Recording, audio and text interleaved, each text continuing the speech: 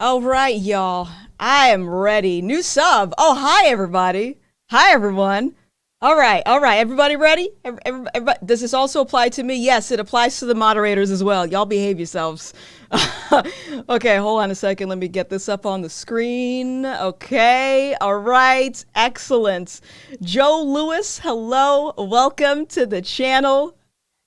How's it going? Not too shabby. Not too shabby. How are you Yeah, today? doing well. How you been? I've been all right. I've been all right. That's good. That's what's up. I So, heard you're oh, a horror enthusiast. I am, but I'm very nitpicky. I'm a little bit of a horror snob, just like I am with my Okay. coffee. I like lots of Korean or foreign horror more than American. Okay. I mean, not the shittiest take today. I mean, in practice, I mean, you see it, right? Like what something that happens is that American tends to have a very specific way of trying to get people like in and interested. And a lot of times it seems to be more suspense than anything else, right? Yeah. So like one of my favorite horror films right now is called Raw. It's from a small French studio that basically is a giant PSA about safe sex, but it does it in a very like interesting way. It's about like kind of bordering vampirism, bordering zombieism. It's pretty cool. It's a pretty cool film. I But dig usually it. it's times if it's not in English, then it's probably gonna be good. Um, That's how I go by it. All right, cool. I'm gonna have to yeah. check it out. All right. So before we get into this, guys, we're gonna have just like a casual conversation. You can call it a debate if you'd like. Honestly, this is technically my first debate in all of existence, just because nobody ever wants to talk with me. So we're just gonna wing it. Probably maybe go on for an hour. But before we get into that, tell everybody about you and like what do you do? Oh, sure. Yeah. So I stream on Twitch. Outside of that, I'm a pretty not big advocate within my community, but I'm pretty much positioning myself to run for my township council to eventually run for the district within my state. Um, Other things I do, I'm a music teacher. So I teach, I'm assistant director for a marching band, and I also have private students as well. And then on top of that, I DJ private events. So I have a lot of hats that I have to do. That's pretty Um, dope. yeah, fortunately, unfortunately, from COVID, my schedule's been freed a lot up. Because the event industry's been at a halt. So it's allowed me to sort of like grow my space within Twitch or in the in between. So it's been kind of fun so far. Nice, nice, very good, very good. And nobody needs to hear about me, so we're just gonna skip that part. All right, so we are here to. Oh, his volume's too low. Let me see if can I turn that up. I don't think I can. Yeah, I adjusted it on my end. So now I'm pushing at 0. Is that better? Is that better, everybody? Does this sound good to you? Yeah, worst case, you can just give me some cues and I can do some adjustments on my end. Yeah, Um, I think it's sounds fine to me. Okay, maybe it's just one person. Okay. All right, cool. So we cool. are here to debate cancel culture.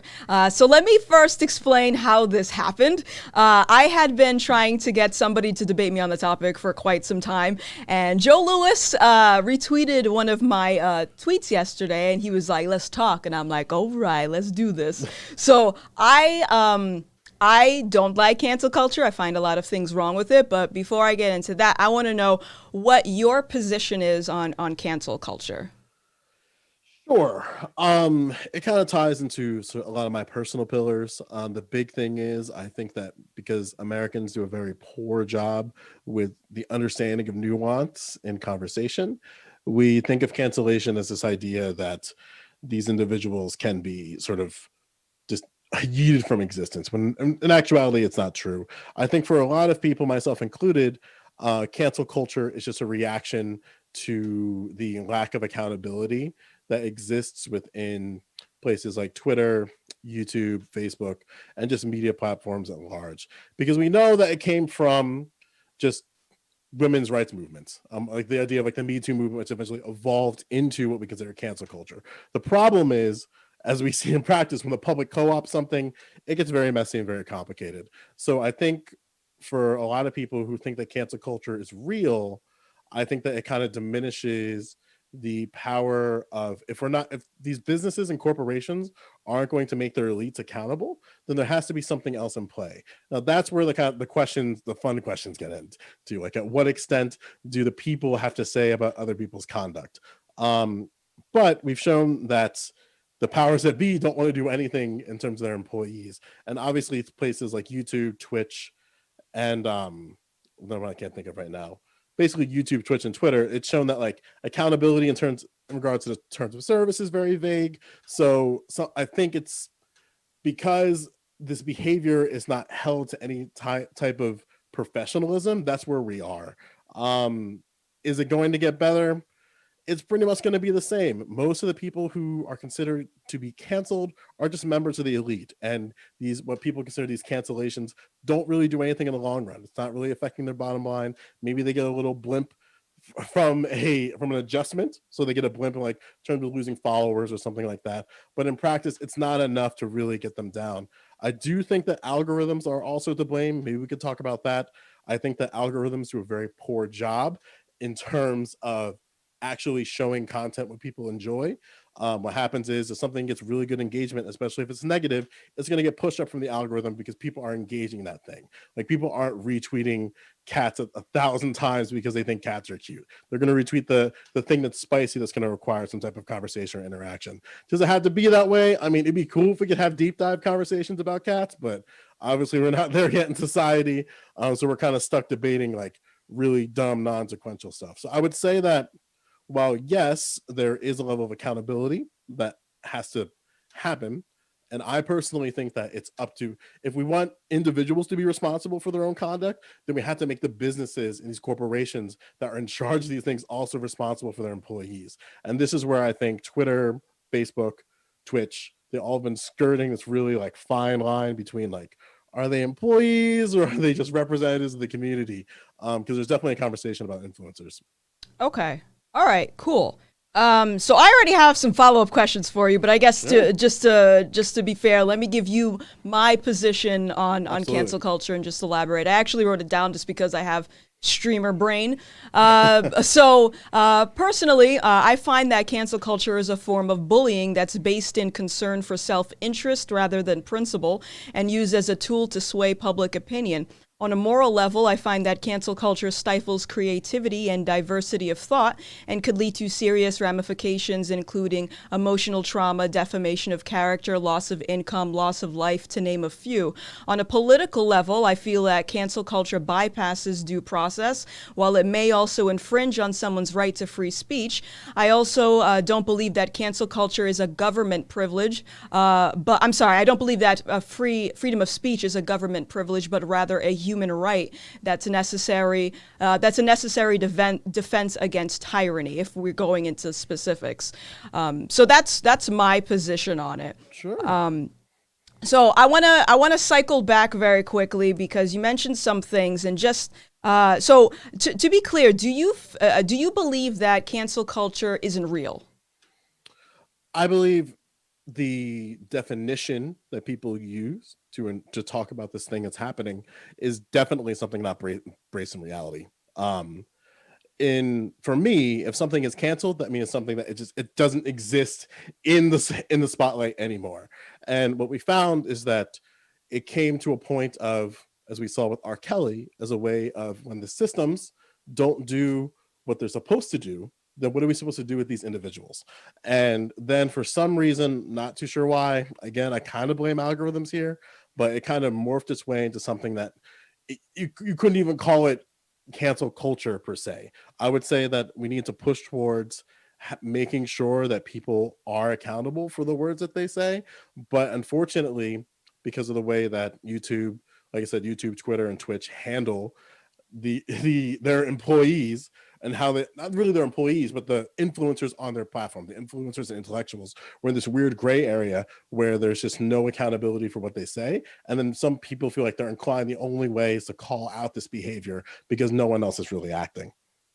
Okay. All right. I understand. So in that sense, I find that so with my argument where I'm touching on like the ramifications of like losing your job, getting harassed, emotional distress, things like that, I find that the act of calling someone out starts the online mob and starts as cancel culture. Personally, I find cancel culture synonymous with an online mob. even if even if the intention is to go after someone who you would describe as like the elite or someone that is exempt from ramifications. So from that position, I guess what I'm trying to say is from that position, do you believe that going after basically, do you believe that inciting online mobs against people who are not of the elites, like, is that something that you would still label as cancel culture? I guess what I'm trying to say, like, call out culture, just based on, like, if you don't like my opinion, for example, would you classify that in the same category of cancel culture? Does that make sense? Yeah, it's Okay. interesting that you mentioned call out because I think it's probably a better way of describing it. Unfortunately, again, because of algorithms, it takes a singular retweet of one thing for it to go viral. And there's really no indication as to why it's to go viral. Obviously, there's studies that show that people are more engaged when something is a negative impact, especially on places like YouTube. That's basically how the algorithm forces different pieces of content up and down. We saw that this past year when YouTube announced that they're not doing the YouTube Rewind, or even just the history of the YouTube Rewind, as it's always been the most hated video on the internet. With that being said, I think what happens is when we see these mass interactions, when we see these mass retweets, when we see these mass likes, we think that there's an idea that every single person within this group or within this idea of like a retweet we'll use as an example is co-signing on the behavior, when in reality it's very mixed. You'll see defenders of the conduct, you'll see people who are against the conduct, but again, the things that get a negative outlook will always be the things that get pushed up towards the top. And I think for a lot of people who fall into these sort of cancel culture traps, it's very enticing to do that because that increases exposure, because no matter what, there's going to be exposure on the content, because the algorithm, because people are interacting with their content more, the algorithm's going to be more likely to force that into people's feeds. We see that with Donald Trump, right? There's a reason why he shit posts on Twitter. It's one because of political gain, and one is because of social influence, because at the end of the day, depending on how you feel about the election, he's going to be out in 4 years or he's going to be out in 8 years. But there's a time after that. At the middle level of individuals who aren't, you could say, the elites, like the people who are like maybe the 300 viewer Andes, underneath that, the people with like small subscriber followings, I think there is a level of personal responsibility that comes into play, really evaluating your content as you're going through in real time. Now, what that means is, I'm not saying that you need to go back in time and mass delete everything that you post, but I would say that if something were to come of light that you may have said was incredibly insensitive and people output that publicly, then you ought to, with the best power, with as much power as you can, to tackle that situation publicly. Because what we see is that when people are misrepresented, the best person who can control the narrative is that individual. So something that a lot of people do in the PR world is when something hits public, it's about being in the forefront from it, like being in the forefront. Now, obviously, some people have lawyers at the higher up when lawyers control these things, but at the middle level, we don't have that. So I think the best thing we can do is use our freedom of speech to counteract or counter other people's freedom of speech, especially when we get something that's misinterpreted. Like I have my own arc of attempted cancellation that I'm still dealing with now. Maybe we can get to that. But yeah, I think that for the middle ground, there's definitely something to be said about being very conscious about what I may have said in the past that might not necessarily be public opinion, but that doesn't mean you have to retract your statements. But if it comes up, there's always room to clarify. I think it's incredibly important. Yeah, there's definitely room to clarify, but the problem that I find with cancel culture is that it doesn't allow any room to clarify. So, like in the situations that I encountered where I was targeted by cancel culture, it was just people had this built up animosity where they didn't allow me an opportunity to speak and say my piece. And now I literally have a bunch of people running around on Twitter, labeling me as like anti-LGBT, which is ridiculous if they had actually sat down and have a conversation with me. So I personally, I reject that idea of just like, yeah, it's good to clarify, but I think the expectation of cancel culture, it does not allow any room for that. I would actually push back on that. That's where controlling the narrative is incredibly important, right? So something that you could do to, if you were in a situation where you were in a potential of like the cancel culture spotlight, is being head on with the conversation, right? So something that we're having right now is a perfect opportunity to clarify, and you can use that as reference. And then also, if you're advertising, you can use that to filter into your actual content stream. So in practice, you can be like, hey, do you remember that time when I had a conversation with j0elewis and we talked for 4 hours about cancel culture and I really made sure my point was clarified? And then they'll say something like a no. And it's like, okay, then why are you actually here? Because that's what I had to do. People literally thought I was a black separatist and still do. And what I did that was very valuable is just I keep my space open for people who want to have a conversation. Some people, if they're genuine, will come forward and have a conversation, and others don't. And again, it's their ability to do that. So, what would you say in regards to with that same with that same argument where people need to be very upfront about their position and clarify as, you know, content creators, would that also apply to just the average person, let's say the mailman down the street? Like, what would, in his situation, like, he's not a content creator, maybe he has just a random Twitter account, and let's say the call out manifests into doxing or something like that. What are his options in that situation? Well, there's options of the law. I think it's the most important thing. I'm not a lawyer, so I can't really speak to the intricacies of what you could do in situations like that. However, as somebody who has been doxxed, I use the authorities, and the authorities cracked down, and then they gave me the choice of what I could do. In reality, I just ended up dropping the charges. Now, what I think is tricky for the mailman in question is that usually the job is supposed to do the vetting process. So when we use mailmen for the USPS, they have very strict background checks. They have very strict ways of making sure that their employees are representative not only when they're at work but outside of work. How people feel about that, it's questionable, right? Because as a teacher, my presence online reflects to my presence in the classroom. So if I were to do something that's problematic or against student code, they could come down on me, even with something in terms of political advocacy.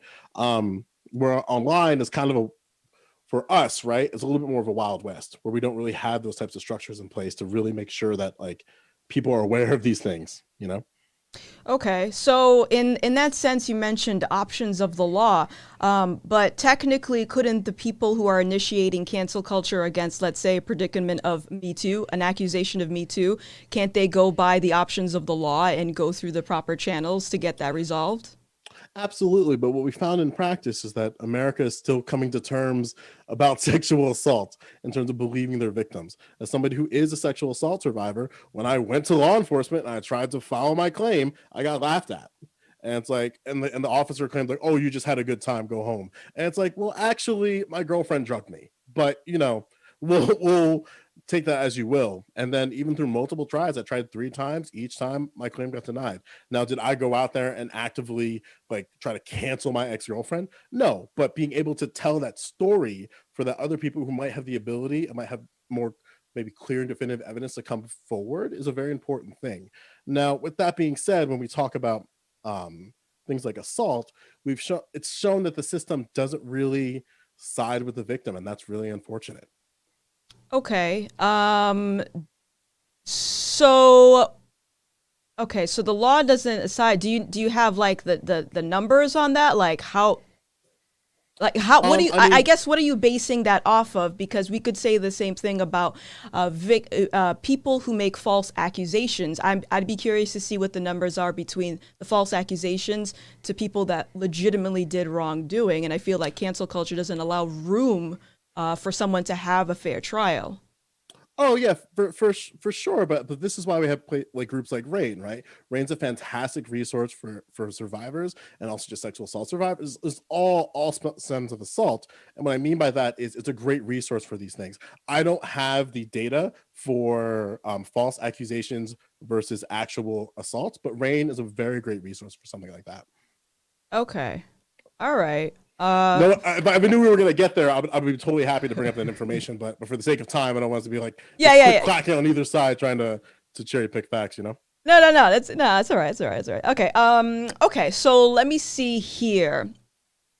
So Let me just think where I want to go. I'm totally freeballing this, everyone. I didn't have any questions written down. I was like, let's just see what happens. So, as far as cancel culture, I find that there isn't a standard way for cancel culture to be initiated. It seems like the initial intent by the actual definition of cancel culture would be the practice of withdrawing support for canceling public figures and companies after they have done or said something considered objectionable or offensive. That was the initial definition, but obviously it has spiraled out of control into something else. So if we talk about justice and accountability, who would be to who would be responsible for an online mob manifesting into something a lot larger and a lot more dangerous, or should anybody be held accountable for that? It's the platform and the individual at the same time. Twitter, specifically Twitter, because I'm being very critical about Twitter for a few seconds. I think Twitter has to do a better job at how algorithms work in terms of pushing up content. They're aware of this. If you've watched any of the hearings, that they're very aware that their algorithm has problems, because what they're showing, and studies show this as well, is that the content filter narrows to just things that you want to see, when Twitter is supposed to be this place where you're supposed to like be able to freely navigate around the internet, around the space to the best of your ability, and that doesn't happen. Algorithms force content to things that you're interested in, and right now Twitter hasn't really done a very good job at controlling that in practice. So what that looks like, if you tweet about something long enough, it's just those types of things are just going to show up in your algorithm. Now, with that being said, sure, Twitter can change how their algorithm is navigated and all that type of stuff, but that isn't necessarily going to stop people from digging up old tweets in the past. I think something that Twitter could do, which would be very helpful for content creators, is being able for us to look at our content in a much better fashion. Because for us, right, if like I want to go back to a tweet in 2017, if I'm trying to, like, let's say I'm working for like a government job, I really want to make sure that my account is clean and tidy, to make sure I go through some type of check. I can't do that. I have to go through like an advanced Twitter search. I have to pinpoint things, use keywords. It's a very mundane process.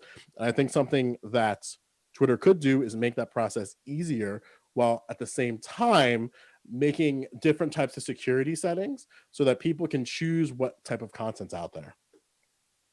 Okay, so I'm gonna push back on that because Sure. I find that sure, I think Twitter could clean up their platform. It's a freaking dumpster fire. But I reject the idea that the accountability falls on the platform, because if we're talking about someone initiating cancel culture on the basis of a false claim, that's not Twitter's job to investigate that and find out if that's actually a false claim. That should fall back on the person. And if we're talking about accountability, if let's say, and there have been many cases of this where people have become depressed and committed suicide because of false claims that spiraled because of cancel culture, I find that that's more of the instigator rather than the platform itself. Well, that's why there's two sides of this, right? And maybe I didn't represent that properly, so I'll try to make it a little bit more clear. Is that both have to happen, like personal responsibility from the individual and then personal responsibility from the company. What happens in practice is that the company doesn't do anything and just leaves it to us to kind of decide what to do. Where, for example, if you get who the fuck is calling me? If it pushes to my phone and pushes to my screen. It's fucking annoying. What happens is, let's say, use you as an example. Let's say you have some awful take, whatever it might be, and then somebody retweets that, and then that gets some traction. Now, there's really nothing. And let's say it's categorically false. Like they just take a clip, misrepresent it.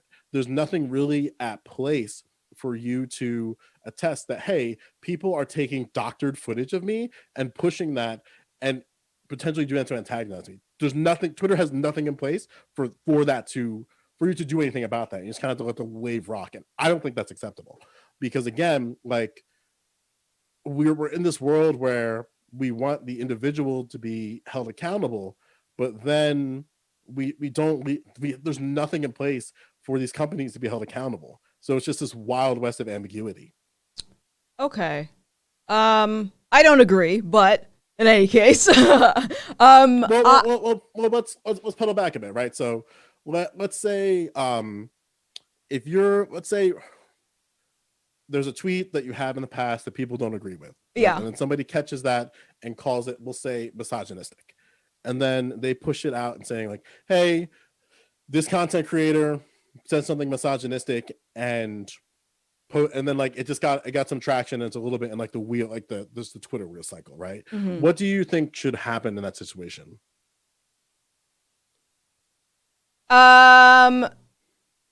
Repeat that again for me one more time. So you have a tweet, somebody tweets about you claiming that something that you said is misogynistic. Mm-hmm. What would your course of action be from there? Block. Block. Okay.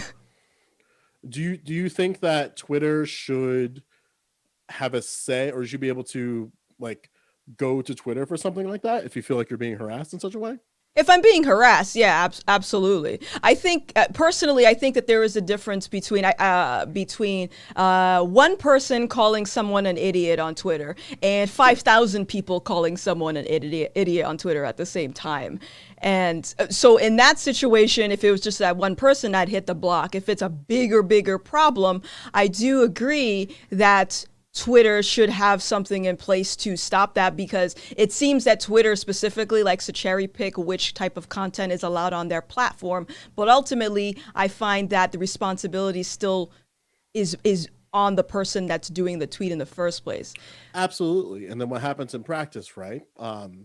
Is if there's somebody does a tweet and then that tweet potentially leads to somebody figuring out your name, your address, your information like that, what happens in practice, because there's no protections at all, is that there's really nothing that the original tweeter could do in that situation. What that looks like in practice is if you were to get doxxed on Twitter and somebody like finds it through your DMs and sends it to you, and even if you can pinpoint definitively like this is the person, like the only reason why somebody doxed me is because of this tweet, there's really nothing that Twitter can do. And I don't think that's okay, because that basically leaves it up to the individuals, and Twitter's just like, hands off, this is our problem. And it's like, no, like you created a system that fosters this type of behavior, and until they take a stand on something like that, then I don't know what else we can do, you know?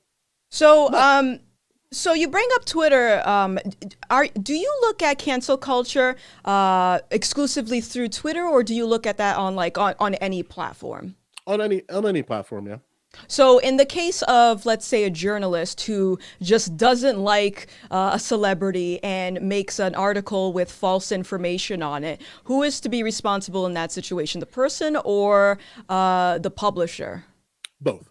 Both are responsible, because it's the publisher's job, if they're a publisher for any type of platform, to make sure they're representing information accurately. And that's up for the publisher, sorry, it's the writer to display it accurately. And then it's up to the publisher to make sure that the content is actually factual. So there's two levels of play to that. In practice, like if you post something as a journalist that's categorically false, your job should be fucked.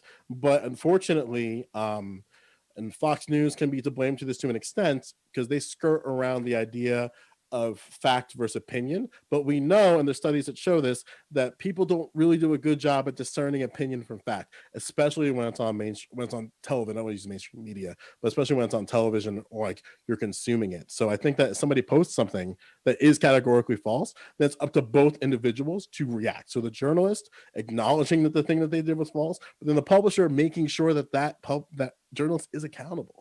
And right now it's mixed, and I'll give you that. Like sometimes a journalist will post something that's questionable or misleading, and then it stays up, and then maybe the publisher even backs the article, which is not okay. Okay, so all right, I do agree that I think both the publisher and like if you're writing an article for an actual publishing company, both of them need to work together to make sure they're putting out accurate information.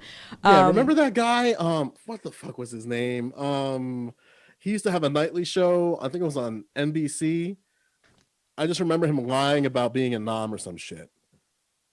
I want to say Brett Hume, but that sounds wrong. I think I know who you're talking about. Brian Williams, I think. I'm pretty sure it was Brian Williams. But that's where it comes in, right? Where like if you lie about something, openly, and then your job doesn't do anything. It's like, well, then what are we doing here? Right.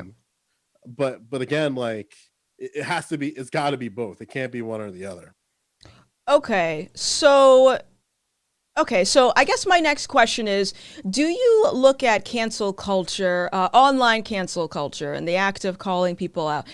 Do you look at it synonymously with in real life? So if I were to actually like make an example, if you had, let's say, I don't know, if you went to a restaurant and the restaurant owner said something a little bit snarky to you that you found offensive, uh, would you treat it in the same manner that you would online? It really depends on the situation, right? I mean, if I'm going into a place of business and the owner explicitly calls me the N word, then obviously there's going to be an issue there at play.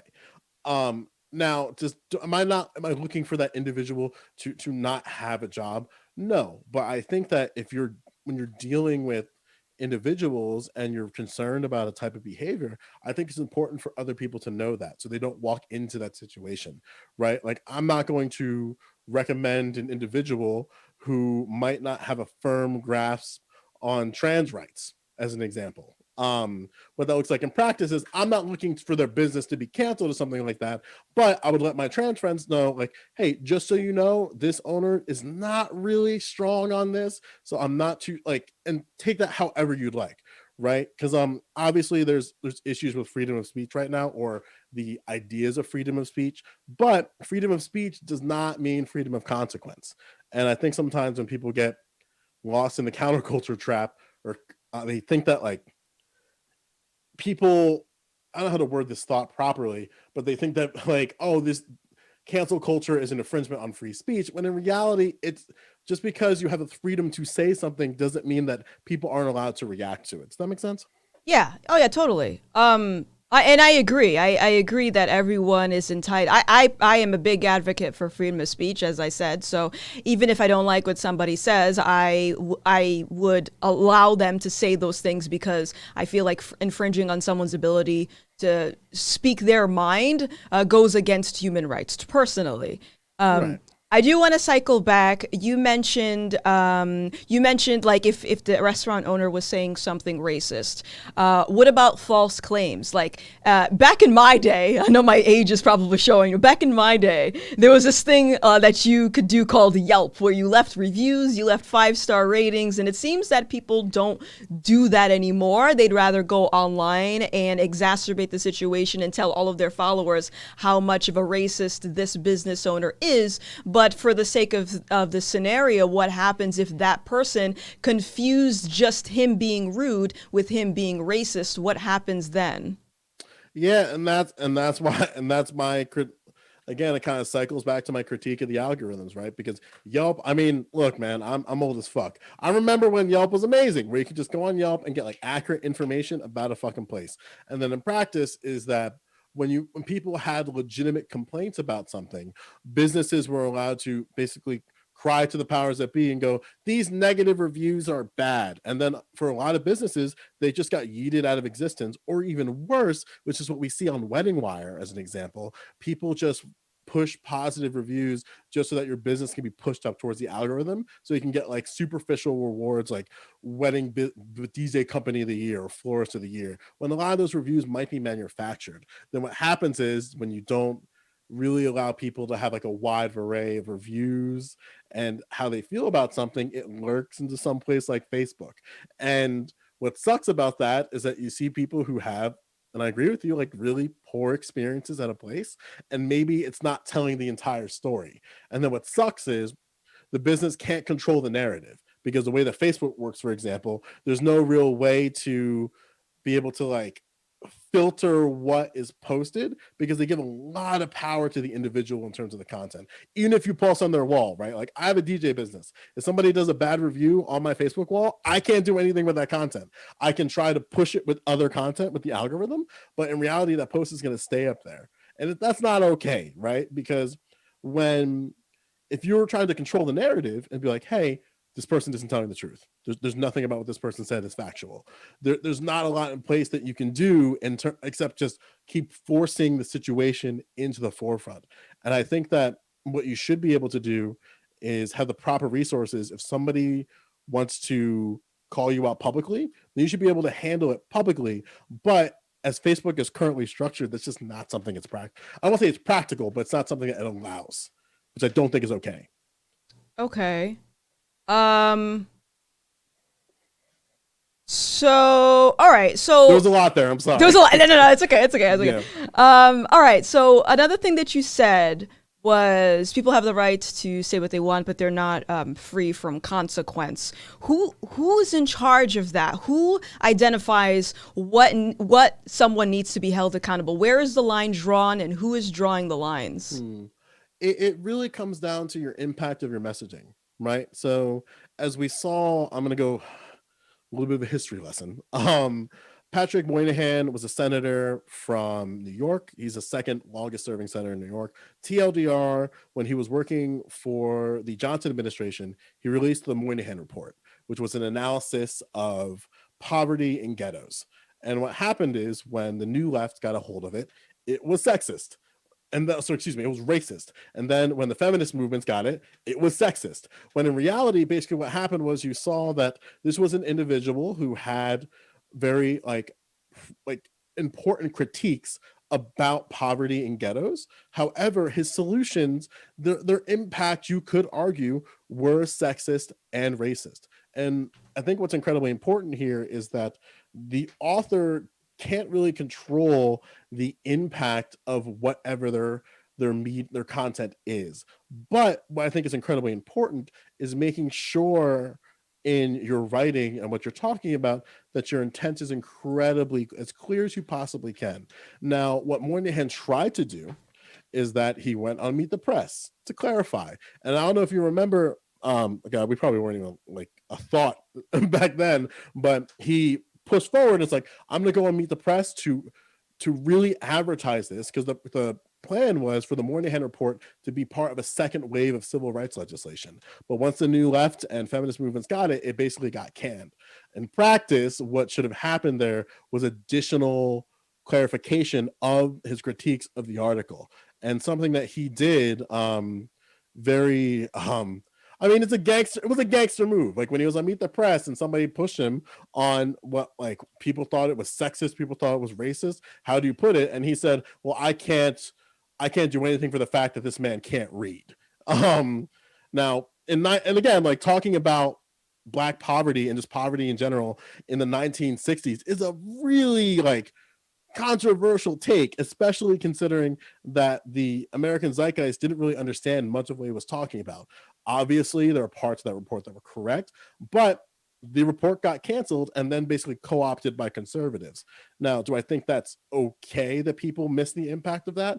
But at the same time, people may have not been ready for that. So I think my point is you can't control the impact of what you say, but you can do everything in your ability to at least try to make sure that your intent is as clear as possible. When intent is kind of murky, then things can get lost in the mix.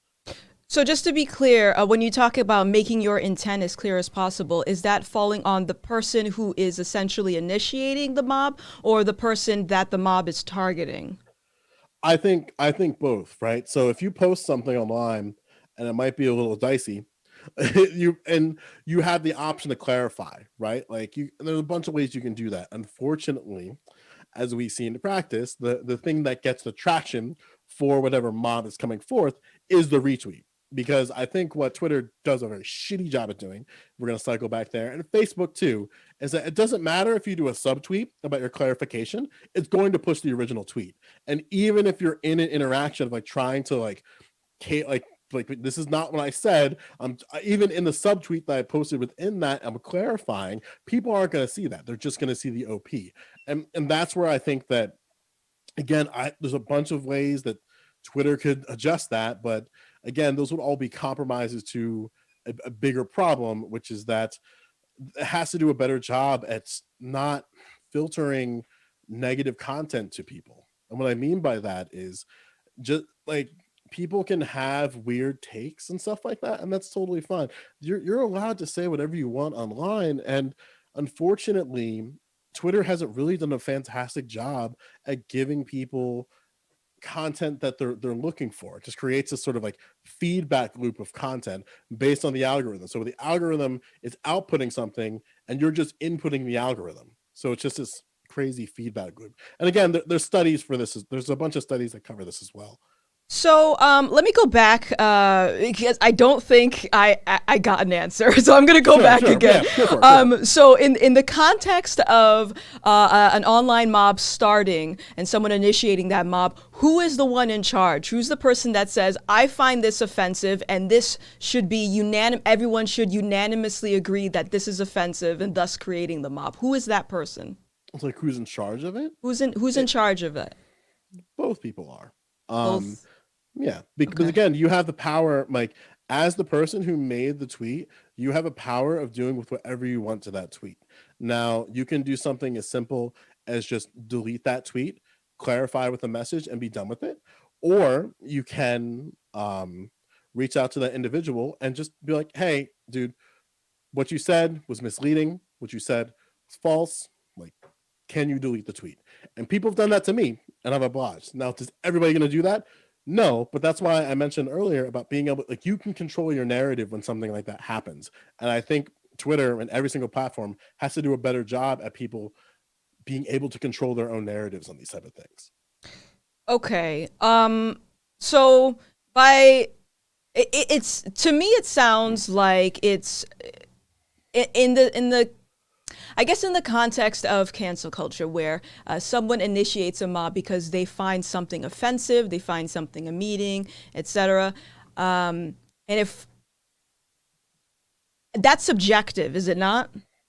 Repeat that one more time. I'm sorry. Yeah. So if I were to initiate a mob against you because something you said was offensive to me, that would be subjective. Like I think what you said is offensive. So, right. And again, like, we can't control the impact of our messaging. Right. So someone could just find that to be offensive, and that's the impact of whatever you said. Now, the question then lies in, like, okay, like, what was actually said? And again, like, and this is kind of where the issue lies, is that we understand that we cannot control the impact of our messaging, but what we can do is at least be as incredibly clear as possible. And something that happens when you're not clear, things get diced up. That's very bizarre. And again, that's why I really wish that Twitter did a better job at allowing people to control their narratives, because right now it's just a Wild West. Okay. I do agree it is a Wild West. I think it's an absolute dumpster fire. I guess okay. I want to make this kind of clear, and like, the mob isn't real. And as much as people think that the mob is real, it's not. Because again, if you look at the interactions that happen, and this is why I'm really strict on algorithms, is that the algorithm is going to push whatever gives the best interaction. So even if you have, like, let's say you have a retweet of something that somebody says is cancelization and everybody defends you. If there's one negative post that has more interactions than all of those things, it's just going to filter to the top, regardless of the fact that maybe all of the things that were said were positive. And that's not okay. We see this in practice with Donald Trump's tweets. Like, it doesn't matter how many people stand the president. It whatever is like saying, fuck you, Donald Trump, you piece of shit, it just gets scooped right up to the top, even if it's something that's positive. And that's not okay in terms of discourse, because it just creates more polarization. So I find that suggesting that the mob isn't real and putting the bulk of the blame on the platform itself, I find that circumvents self-accountability. Specifically because if the algorithm is there, it exists, it's just there. The action of me going on Twitter and typing something hateful or misleading is on me, not on the platform. Right, but then it's the platform's job to allow you to control the messaging, right? Because again, like, personal responsibility, sure, but then that personal responsibility goes all the way to how you got there in the first place, right? Because if you say something that is potentially that people might interpret, and the impact is that it's sexist, something happened in your messaging. And I think that's an important lesson for people to understand, where we understand that text isn't the best way of communicating. So when we do text, we have to be sure we're incredibly clear in what we're saying and what our intent is. And most of the time with people who are quote unquote canceled, or however you may look at it, a lot of times it's just a weird, just misleading intent. What I mean by misleading intent is just that they're not clear on what they're saying. Okay. Um, And again, like there's personal responsibility to the original poster of the tweet to make sure that they know that the algorithm is going to push something negative. Then they should be very conscious of what they tweet. But then also at the same time, the individual who is making that retweet also has a personal responsibility of going, hey, something is missing here. Maybe they're not like, sure, my impact is that I'm reacting to this in some type of way, but that maybe I should reach out to the individual before I mash retweet on something. Or even better, just being able to control who retweets your content, and just like, you know what, because people aren't really understanding what I'm saying, maybe I just don't have people retweet my content. But that shouldn't punish you in terms of your exposure. Excuse me. okay. So, all right, so let's shift gears for a second. Sure. So, as far as the benefits of cancel culture, have you seen any cases that it's like, wow, cancel culture really came through and helped? Do you know of any cases that come to mind? It's when it comes to certain accountability, the best example I can give in terms of cancel culture working is George Hopkins. George Hopkins was the head of US bands. He was also the director of the cadets. It was found through allegations that he was sexually assaulting women across 4 decades. And then in practice, when his successor came in to come in for the position, Twitter freaked the fuck out because a lot of previous members of Drum Corps International, mainly the cadets, said, hey, the person you appointed to replace him is also complicit in this behavior. And then Yamaha was like, wait, but we did a deep vetting process. And then Twitter basically said, we have receipts that confirm that this behavior has been happening. And then the TLDR of this story is that not only, obviously, George Hopkins got an exit package, because he still was able to keep his pension and shit. But also the board of trustees that was responsible for overseeing the situation got dissolved. So I think that that's a very important thing, especially considering that there is rampant sexual assault in Drum Corps International, mainly, and they're not mainly, but predominantly at the highest level. I mean, by highest level, it's the directors, it's the assistant directors, and a lot of times it's complacent across the entire staff. And women and men alike have been so tricky about navigating this because there's been really strange social relationships with these directors where these directors kind of acted like father figures to these kids, and that's not okay to me as an educator. Like, your job is to educate. Like, sure, you can be friendly with your students, but at the end of the day, they are still your students. And George Hopkins abused that right across 4 decades.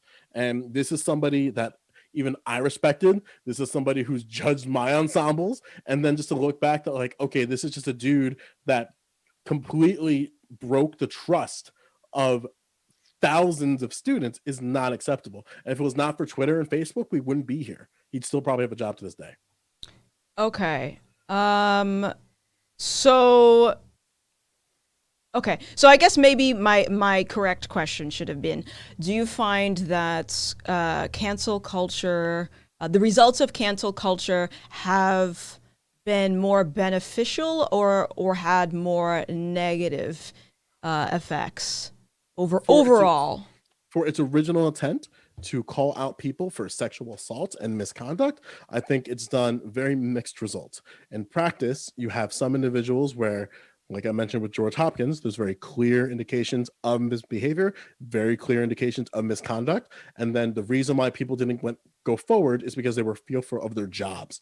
Now, with that being said, you are going to have people who are lost in the mix of it, right? You're going to have the people who have like weird stories, like the Aziz Ansari's, right? Or weird stories such as the entire Johnny Depp situation, which is so complicated that most people don't even want to touch that topic. Unfortunately, a lot of what I think people get upset about in terms of cancel culture is just having bad opinions. And it's totally fine to have an opinion, but without acknowledging why the opinion might be problematic. That's subjective, though.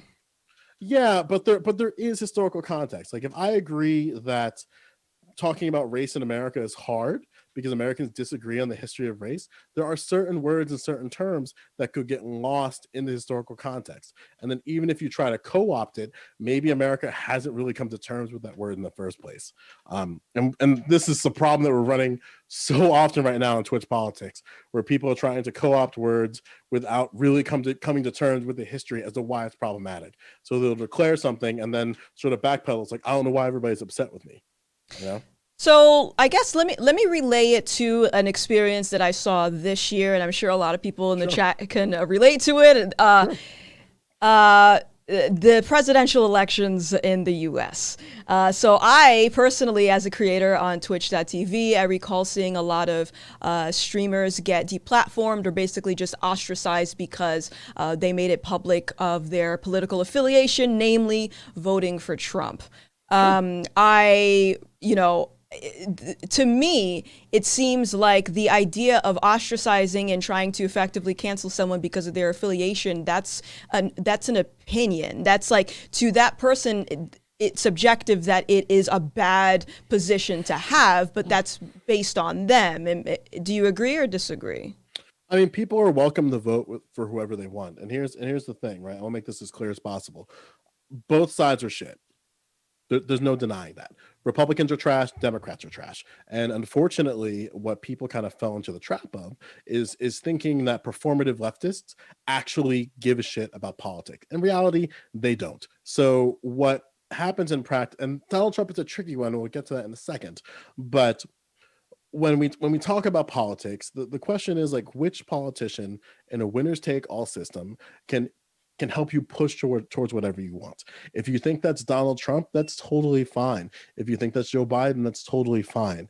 Now, I don't really think that people on the right, especially Black Americans who voted for Donald Trump, got canceled. I think for a lot of them, their platforms actually got accelerated. Some, which a person whose name I don't even remember at the time, has a job at the Blaze, mainly because he was the only Black conservative on a panel, I think it was on Vox, that supported Donald Trump openly. And because he was a little bit articulate, and he was also like had some symbolic representation because he was gay, so you just push the job through Blaze. And that's fucked up, because sure, I'm all for people who are to be able to speak their mind freely, but the blatant tokenism of somebody, especially on the right, that they do to Black people is fucking weird. Because it almost feels like sometimes that conservatives are looking for Black people who disagree with lefties, or really liberals at large, just for the sake of disagreeing, when in reality, most Black Americans hate liberals. They just hate them. It's like a universal thing that people, if you understand anything about politics, you think liberals fucking suck. And what happens is liberals somehow, especially performative liberals, were the key representatives of what the left is. And that's just not true. And sure, like, are you going to let like a couple of white liberals from Boston who've never fucking struggled their entire life dictate about what you feel about politics? You shouldn't. However, when we're looking at policies that can directly benefit you, I think Republicans have done a very fantastic job at not representing what their actual intent is. And because lefties are really just Democrats, we'll just use Democrats broadly as just at the federal level, they do a very good job at giving people just enough to vote for them without really changing their material conditions. And that's not okay. Now, I'll always say that for the most part, Republicans painted themselves in a very bizarre corner where, because they're very much, I would never say that the Republican Party is racist, but I would say that their inability to distance themselves from certain circles, such as white nationalist circles, white supremacist circles, for a lot of Black Americans, is just a bridge too far. And what happens is, for those who understand that, they see somebody who's siding with Donald Trump at this moment, thinking that like, oh, that's not okay, that's unacceptable. When in reality, again, if I understand that these liberals are performative, they're the same motherfuckers that supported Colin Powell. So it's like what do you want? What do you want at this point? Are people allowed to make the ability to transfer over to another party, or are Black conservatives just like, I would argue for most Black conservatives, I would say for a lot of them, they're just disenfranchised leftists. And sure, if you want to be in the Republican Party, that's fine, but they're not going to give you any upward mobility. So I don't know, like, again, that's a different conversation, but Yeah, it is. It is a different conversation. You did mention tokenism, and as much as I would love to dive into that, we'll save that for another time. Although I will just chime in and say that they don't call it the Democratic Plantation for no reason. But that's neither here nor there. Look at it this way. Look at it this way. There's only one. Yeah, like again, not to go down this rabbit hole, right? There's only one party that, and this is where Republicans are kind of like, this is the challenge, right? Because Democrats introduced civil rights legislation and voter rights registration. And now conservatives don't really have a hill to stand on when it comes to certain policies. And that while they can wonder why is there so many black people voting for Democrats, when you don't change the material conditions of citizens, even though Democrats are literally giving breadcrumbs, it shows that breadcrumbs can lead to monopolies. So like something as simple as making a clear policy that helps like not only black people, but the people starving in West Virginia, the people dying from addiction in Wyoming, then that's something as simple that can bring everybody up. And then maybe that can shift the conversation. Because I'll argue that conservatives right now in 2020, they're not a competitive party, and they're just kind of riding the wave out. And again, topic for another day. I'm gonna agree to disagree on that. But let me rein it back, because the point that I was trying to make was this year I saw a lot of people being ostracized because of their political affiliation, namely voting for Trump. So in a situation like me, I experienced another cancel mob because I decided to vote for Trump. Who would be responsible in that sense? Is it still Twitter's fault, the algorithm, or not the people who are performing the cancellation? It's still again, Twitter. I would argue, and again, like maybe this is the hottest take of the night. I would argue that you coming out as a Trump supporter is probably the best thing that's happened to your platform. Just looking at your growth over time, it's definitely very clear that the minute you had a stand and spoke honestly about something that you definitely feel very passionately about, then you not only got an audience that sides with you in a way, but also you might have potentially confirm some type of biases within your audience as well. Now, is that a good thing or a bad thing? I'm not going for debate that. Like, we all have these echo chambers, right?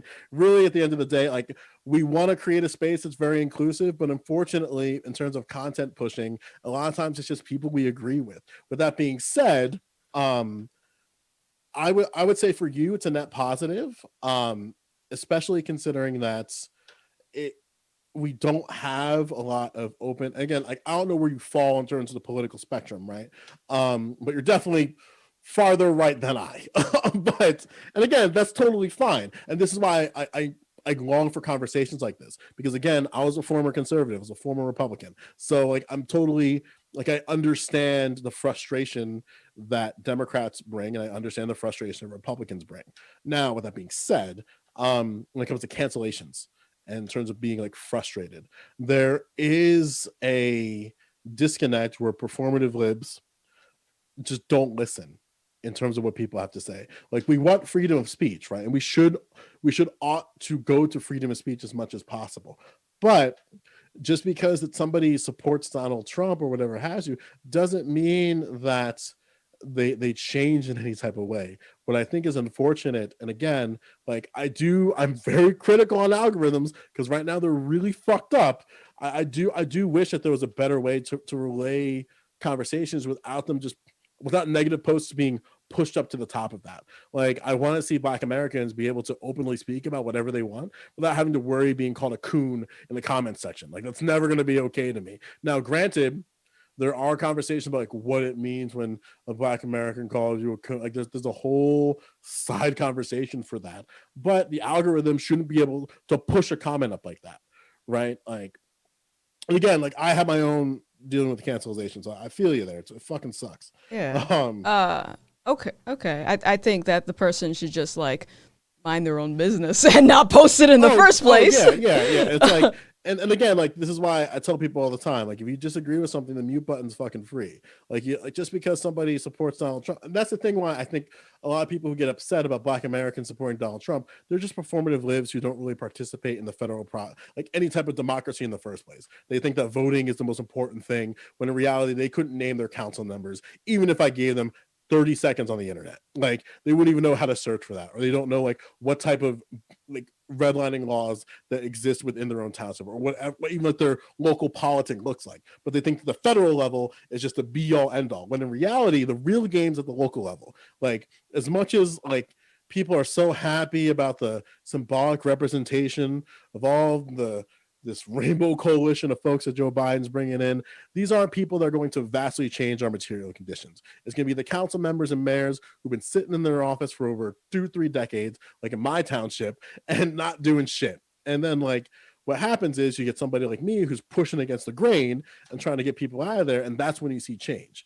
Because in reality, like I would argue, as much as people want term limits at the highest level, you got to be looking at the local level. Like, see how long your mayors have been in office, right? Like, it's not, you might not like what you find.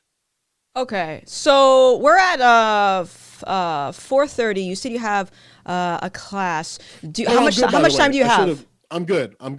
Oh, okay. All right. Today is the there's this like Zoom holiday party, and I just assumed he was going to cancel, so he did.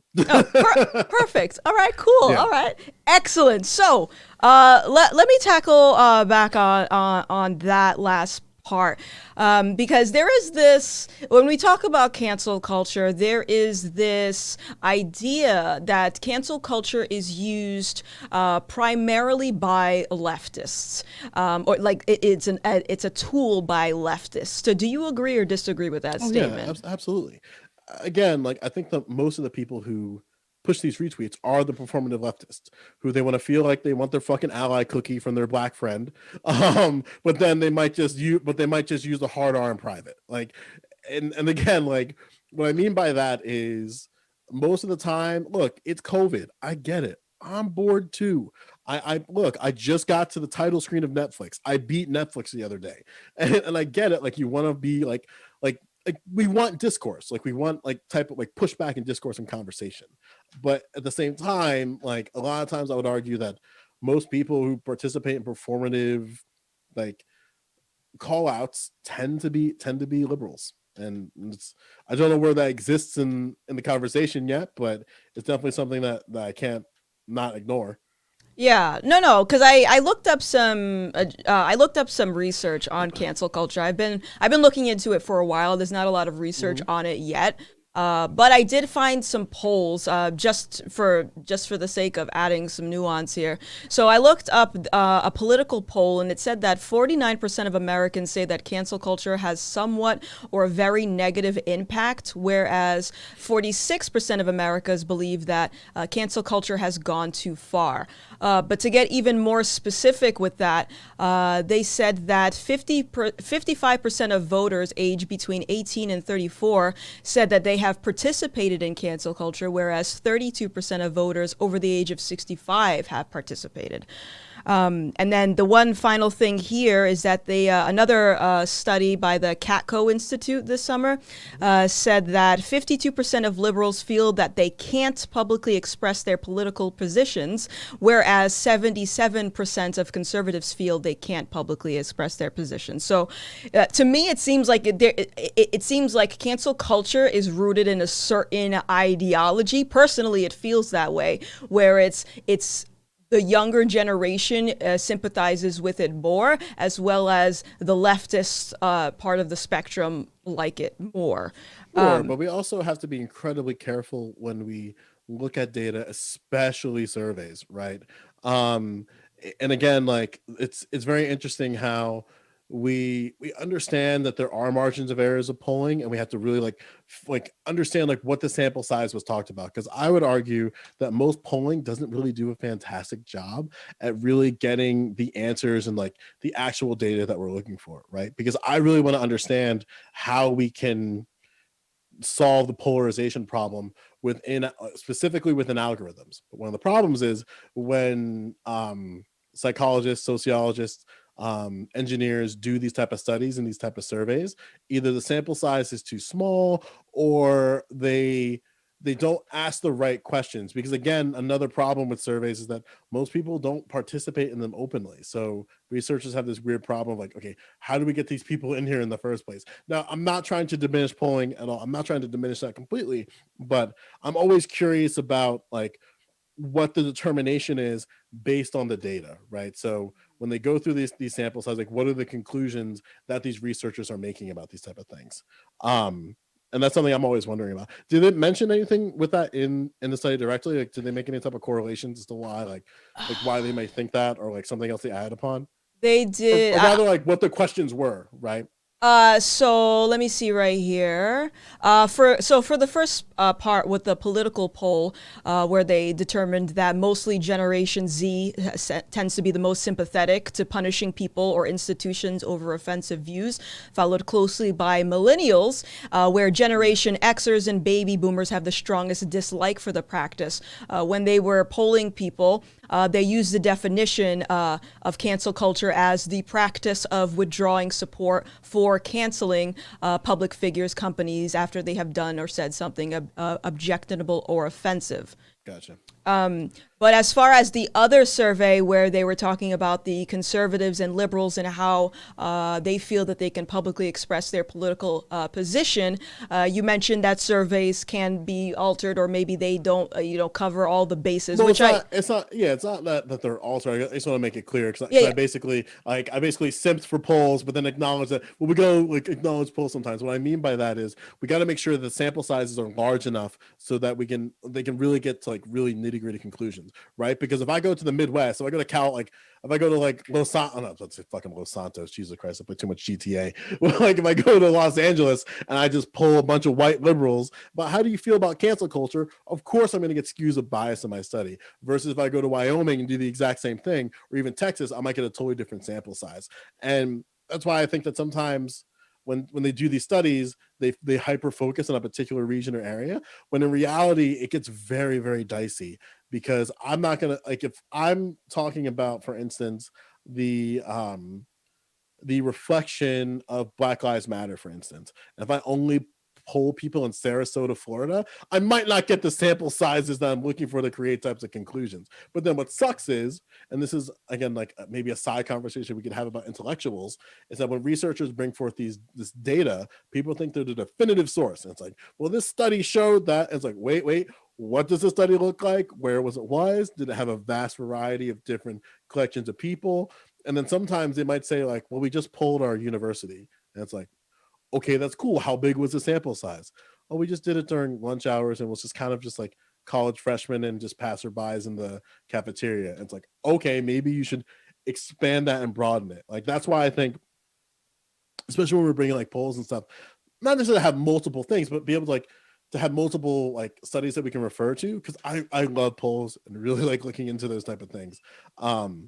Because it can definitely tell like a temperature of something, but sometimes we got to be very careful in terms of like looking at the statistics. I don't know if any of that made sense. No, it totally did. To answer your question, I did not look at the sample size of it, but from my experience, I can tell you that my inbox on Twitter is literally filled with conservatives who are just like, "Hey, I agree with you, but I can't say anything public." It's just literally email after email of that. So I think that there is a lot of truth to that poll, just from my experience. And there's a dangerous to polarization, right? Because I think that's the problem, where we spent an entire generations of society not talking about politics, like keeping it private in the home, keeping it just like within like just yourself. And then what happens is like these are things that affect all of us, like I don't know where you live, but like my problems in New Jersey might affect you wherever you live. And that's not like, just because we're in a different part of the world or different part of the country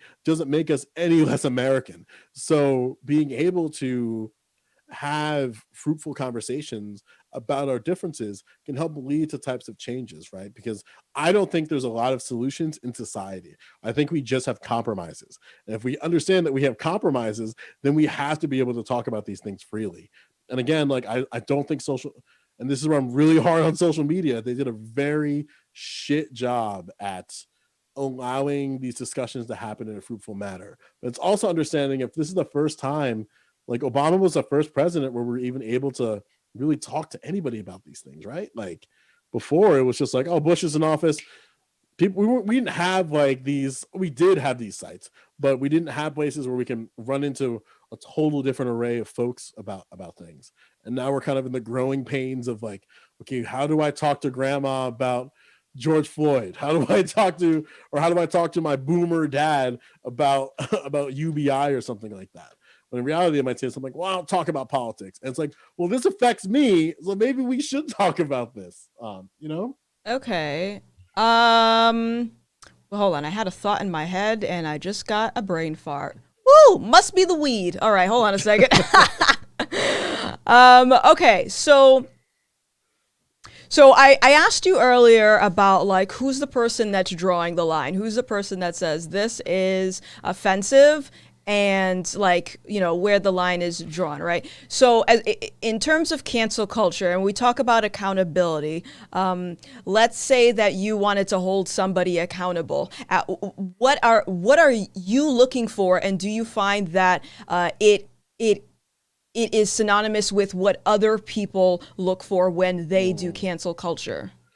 Yeah, so the way that I call people out is much different than what's in like the modern scheme of things, right? So what I'm very vicious when it comes to systems and structures of power.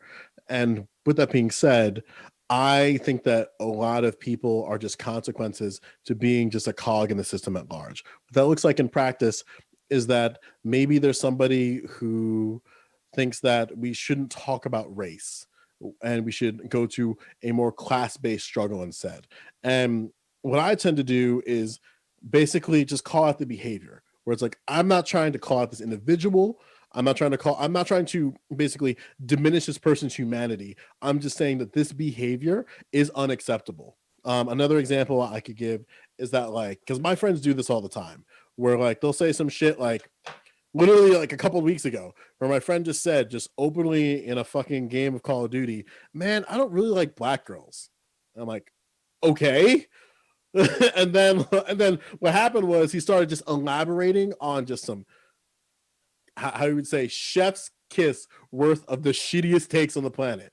And it's like, dude, I love you, but this take is dog shit. and again, but what happened was I felt him getting defensive, and it's like, no, dude, I'm not mad at you for how you feel about this. Because if I knew, like, this is a friend of mine who's grown up with exclusively white people, all white people. He lives up in like North Bumblefuck, New Jersey. I don't, he could, there's no black people up there. Okay. Just, there's no cap. But if I accept that he's somebody who's like seeing all different types of people in real time, he might have like internal prejudice and bias that he's not really dealt with. And something that I think is very important is when you have people within your affinity group being able to say like, hey dude, this take fucking sucks. Let's walk through why this take sucks. And I agree with, and this is a part of what we call like call out culture and cancel culture, where I agree with you, is that I think sometimes people forget that there are people in these circles who have affinity groups, right? Like you probably have people that you totally confide in, and you're able to just express a take in the open and not be fearful of prosecution, where it's like, okay, this take sucks. Let's walk through why this take sucks, and then maybe we can come out of here a little bit better. And I think sometimes people think that that's not going to happen, especially when we talk about sort of the call out culture with like racist microaggressions and stuff like that. Like people think that like this isn't going to happen. But if I agree that talking about race is hard in America because Americans disagree on the history of race, then of course people are going to have shit takes on race. That's all I see on my Twitter are just shit takes on race, shit takes on gender. And some people are in my affinity circle where I'm able to like have a conversation with them about it, and some of them aren't. And people within my community know that they can talk to me about anything without being fearful of their career job. Like even like how we got here in the first place, right? Like I'm not the biggest fan of like how you'd say ultra dog shit takes, and then just like being this is But a who fucking shit take. defines Yeah. that? Who Right, defines right. that So though? yeah, so I think that again, it's just the intent of the messaging for me. Where Mhm. like sometimes, like for instance, Candace Owens is a perennial Twitter shitter, and sometimes like she just says some things where there's just clear gaps that are missing in her rhetoric. And what some people try to do is that they scream to the mountain to her for a retweet, and that's not going to work for her. Now, for somebody at the middle level, something that could be simple is like, hey, this I'd love to talk to you more about this thing, or hey, I'd really like hop into Discord, buddy. I think for me that's a bit more productive. But that doesn't work for everybody, especially if I accept that most people who are the canceled right now are those in the upper 1% where it doesn't really matter if they get canceled. Now, for the people who I think can be, I don't want to say reformed because it makes it sound like leftist ideologies are indoctrination, or indoctrination, which is fucking bullshit. I would say that being able just to talk to people is way more productive than raising with them on Twitter. And I learned that the hard way. Like I'm a perennial Twitter shitter. And then what I found is that I'm much better in conversations like this, and people are just better in conversations generally, because Twitter is only 140 characters. So there's only so much you can say. Okay. See, I find even your example of, not to get so deep into that topic, but even your example of the guy on Call of Duty who's just like, I don't like black girls. I would still find that a personal opinion, a personal preference. I would put that on the same spectrum of someone who, for example, believes in God and someone who doesn't. Absolutely. Yeah. And then the problem was, and which is why things got weird, is that there was a continuation as to why. So what that looks like in practice is that he said something and we're just like, okay. And then there was just, as he felt the need to explain why he doesn't like black girls, and then everybody, all my friends were just like, whoa, what are you fucking talking about? Like it's a lot of shit I can't even say right now. It was just really weird. And we found that he based his experience on black girls based on one Tinder date that he went on the other week, and he was just feeling bothered about it. And then we're like, dude, one black woman isn't the example of all black women in New Jersey. It's ridiculous. And then over time he's like, oh yeah, I guess that is like weird. And it's like, yeah, like you can not like something, but you don't need to feel the need to elaborate as to why you don't like that thing. Like, it's okay. Like, I don't like chocolate chip mint ice cream, but I'm not gonna have to go through. I don't need to be put on trial as to why I don't canceled. Like chocolate chip mint. How dare you? Yeah. Okay. I don't know if that helped clarify. A little bit. I would argue that, it's understandable why I feel this person would need to clarify, because personally I find, and again, this is going to go on a total side tangent for the sake of this one thing. I find that in this social climate, people throw the word racism around like it's candy. And I find that a lot of people are preemptively thinking of their defense so they can avoid being called canceled, because by your logic earlier, the framing of messaging being as clear as possible, so I can understand why he felt the need to elaborate in that situation. Yeah, and we even talked about that in our circle where we were just like, why didn't you lead with the bad date? Like, why not lead with the bad date, not the blanket? And again, like, I wish I could tell again, like the his explanations were incredibly way too TOS for me to get into. And that might be why it's a bad example here. But I do agree with you that, like, and I think you're kind of knocking on this door, that we're allowed to have preferences. Like, we're allowed to have like what we like and what we dislike. And sometimes, because if I agree that like people don't really agree in the history of race, they might say something and think like, oh, is that a racism? Well, I don't really know, but let me keep talking to see what it is. When in reality, like, I'm finding that people, when they say something, they just have a couple holes in what they're saying. And sometimes it's really good to be like, hey, dude, hey, friend, buddy, pal, whatever. Like, there's some holes in this argument. Like, I'd love to hear a little bit more about what you mean.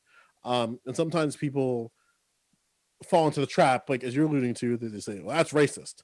And it's like, sure, like, you can't control the intent of your messaging, but there's a little bit of like resistance that has to happen there. Like, again, like, I agree. For me, like, I function that talking about race is hard because Americans disagree on the history of race. So anytime someone says something ridiculous to me, I've just been preconditioned to like pump the brake and just like have them elaborate, because a lot of times it's not even what they mean to say. Okay. Do you want to ask me any questions, by the way? I feel like I've been controlling this free balling debate. It's all good. Yeah, I do have a few questions. Right? Okay. So, I guess they are kind of questions. You brought up something in your video about bad opinions. I think it was something on the lines of like, you kind of did like 3 sort of pillars in your arguments. about like what your calls to action were in terms. I think it was like, oh God, let's see if I did my homework. There's no such thing as a bad opinion. Everyone has a right to a fair trial, and then accountability does not need to be public. I guess I'm kind of stuck on the second one, where or I don't know if it's the second or the third one there about accountability. Do you feel that so if something is handled, like if somebody calls you out publicly, do you think that you should, or like the incident was public? Like let's say you're on stream and you pull a Maximilian of like chicken chagger. Remember that? Do you know what I'm talking Who's about? that? I don't even know who that is. Maximilian dude. Oh, Maximilian dude slipped up and may have or may have not have said the N word on stream. With a Okay. hard R. It was very ambiguous, but people were like, "Whoa, dude!" And he handled that publicly because like his whole argument was that because it was on stream and a bunch of people saw this, thousands, not millions of people saw this, I felt the need to like to address my community publicly on this thing. And I guess I would agree with you that accountability does not need to be public all the time. I'm just wondering some examples that you have maybe of when a public display of I guess not even accountability, but it is accountability. Like when accountability shouldn't be a public thing. Like, do you have any thoughts on that, or like, or some elaboration on that thought? Accountability is a public thing. So yeah, I think that the N-word situation is kind of like an extreme one because this person is a content creator, and I would also agree that saying the N-word hard R on stream, regardless of who you are, is probably going to get a lot of backlash. So for the sake of salvaging your platform, the public apology wouldn't be a bad thing in that sense. As far as another situation where I felt that it didn't need to be public, okay, right here. So there was, let me see, because I actually have some examples. Sure. Okay, so I think that maybe not, I don't know if this is kind of an obscure one, but I wrote down, you probably are familiar with Zoe Quinn situation? God, that name rings a bell. Catch me up. Yeah, so Zoe Quinn is a part of like the esports or gaming arena, and she accused Alec I'm sorry, his name is Alec. I'm probably messing up his name. He was an indie game developer, and pretty much she accused him of physical and emotional harassment on Twitter, which then resulted in being harassed by a mob. The game studio that he co-founded severed ties with him, and then he ultimately committed suicide. As far as if this person actually did the thing that he was accused for, my problem was initially going to Twitter from the beginning instead of filing a police report. And as far as I know, I don't know what the resolve with that, if that actually ended up being true, but I'll never know now because that individual is no longer with us. So I think I think in that situation, not necessarily an apology, but I think it's a good example of not needing to go on public to solve your grievances because there are options out there that people just refuse to go with. Sure.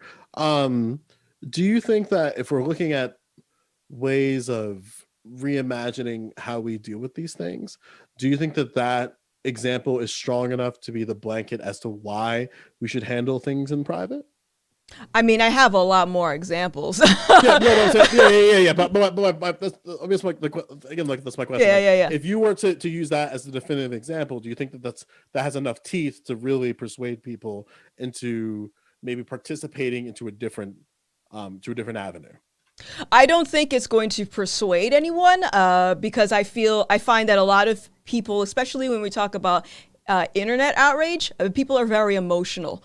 And even if I sit here and give them polls, give them research, give them examples of people who have been targeted by cancel culture, which went way, way wrong, they're still going to be stuck in their ways. So I don't necessarily think there's a way to give an example and sway people. I think it's just more of repetition and trying to rationalize with the people who are initiating the call out culture to be more comfortable understanding that people have the right to, express their freedom of speech, even if you don't agree with it, with whatever it is. I also think that people need to understand that there are avenues to go to get serious accusations resolved, and I don't think Twitter is the platform for that. I think filing a police report is a good place to start.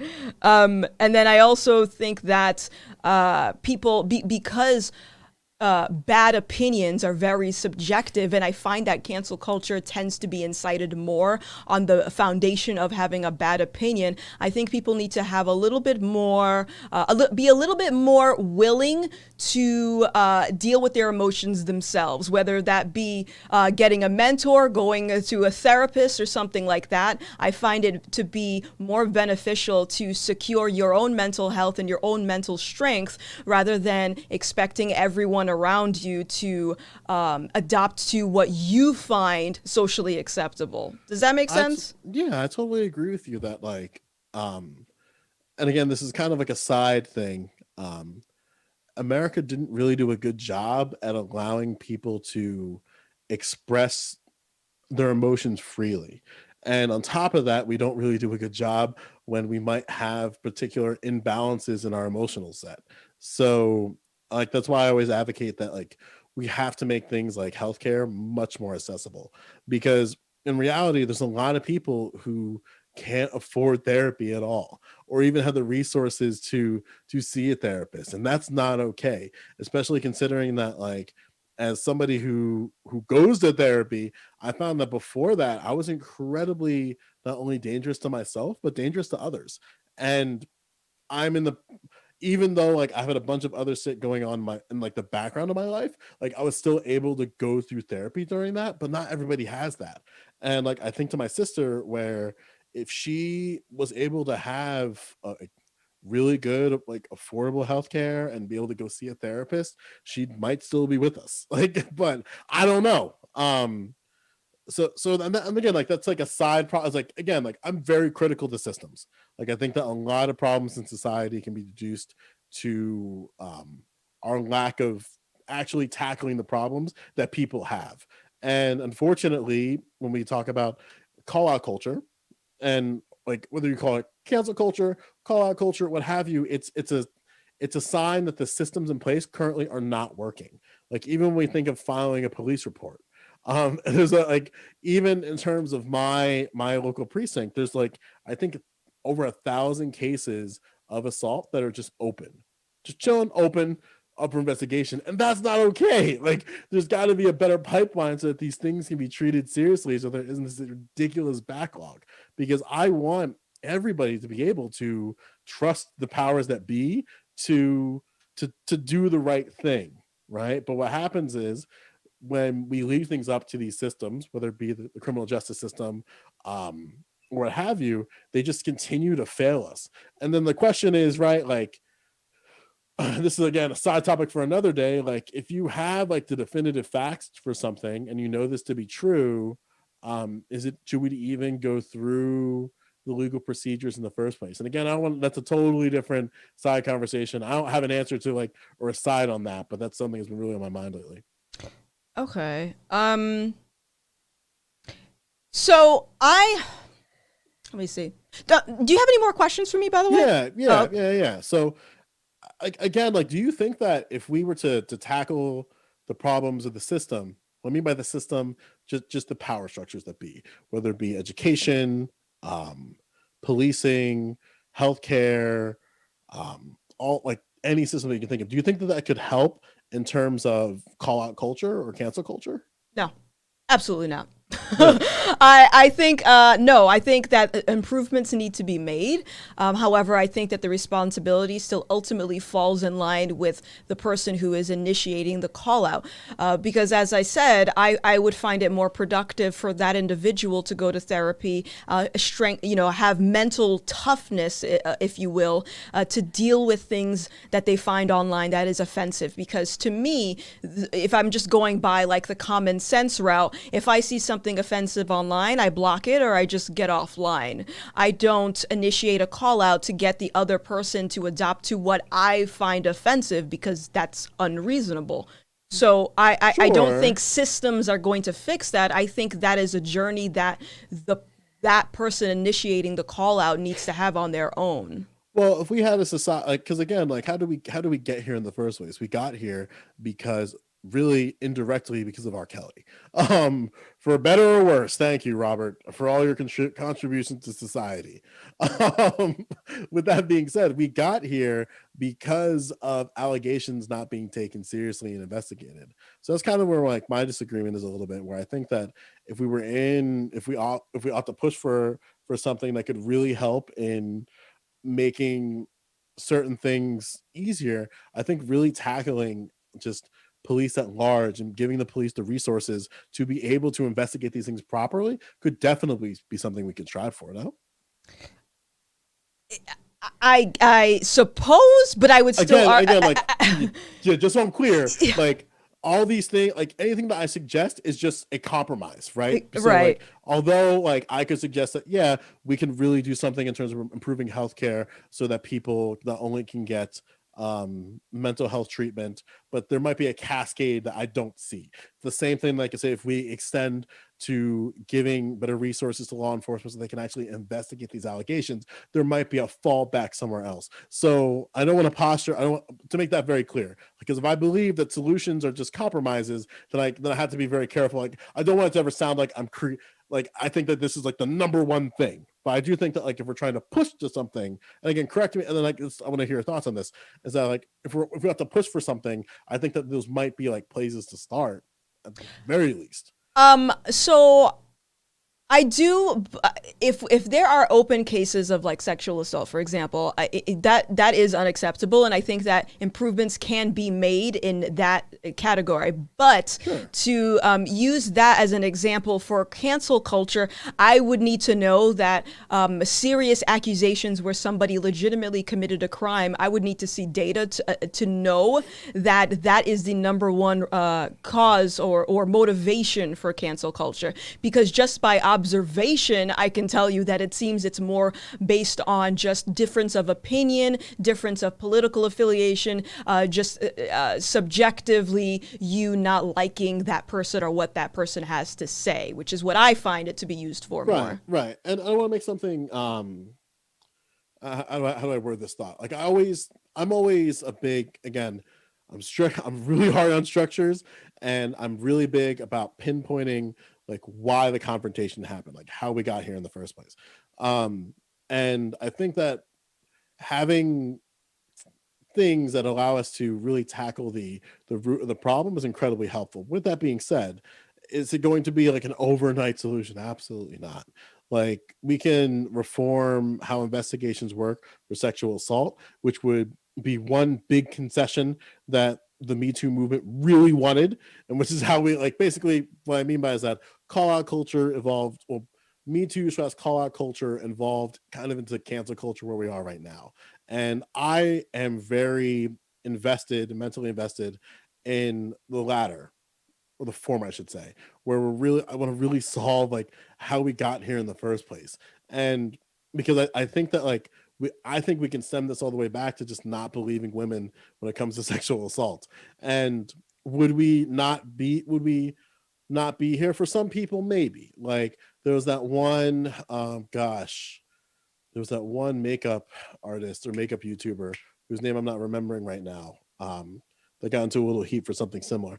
I don't know if that was sexual assault, so I don't want to use that as an example. But I do think that right now we're incredibly messy, and I think there are places that we can definitely tackle. Sidebar too, it's like a side question. What would be certain things that you would propose for the behavior to change? In regards to what? In regards to what you consider cancel culture. Okay, Like, so if you had to create like a couple calls to action, or compromises rather. A couple calls to action to eliminate cancel culture. I think, first of all, I think it's more of the education on the person initiating the call out culture. So I think if I had to put things into that box, I would say, again, mental toughness, self-awareness. And I think that's a big one where a lot of people lack, is a lot of the people that I find that initiate cancel culture do it under the umbrella that they are a social justice warrior or an activist, or they're doing something that they're taking the moral high ground, right? But at the end of cancel culture, worst case scenario, a giant mob happens, somebody loses their job because a bunch of random strangers found out where the person works, calls up their job, they get fired. It just, at that point, I cannot say that that is justice, nor can I say that's activism, nor can I say that's taking the moral high ground, because it's creating a bigger problem than it initially started. So I would say, like I said, self-awareness, mental toughness, also the understanding that people are different. And going back to at the beginning of the stream, I asked, like, would you consider online cancellation? Would you treat online cancellation in the same manner of offline?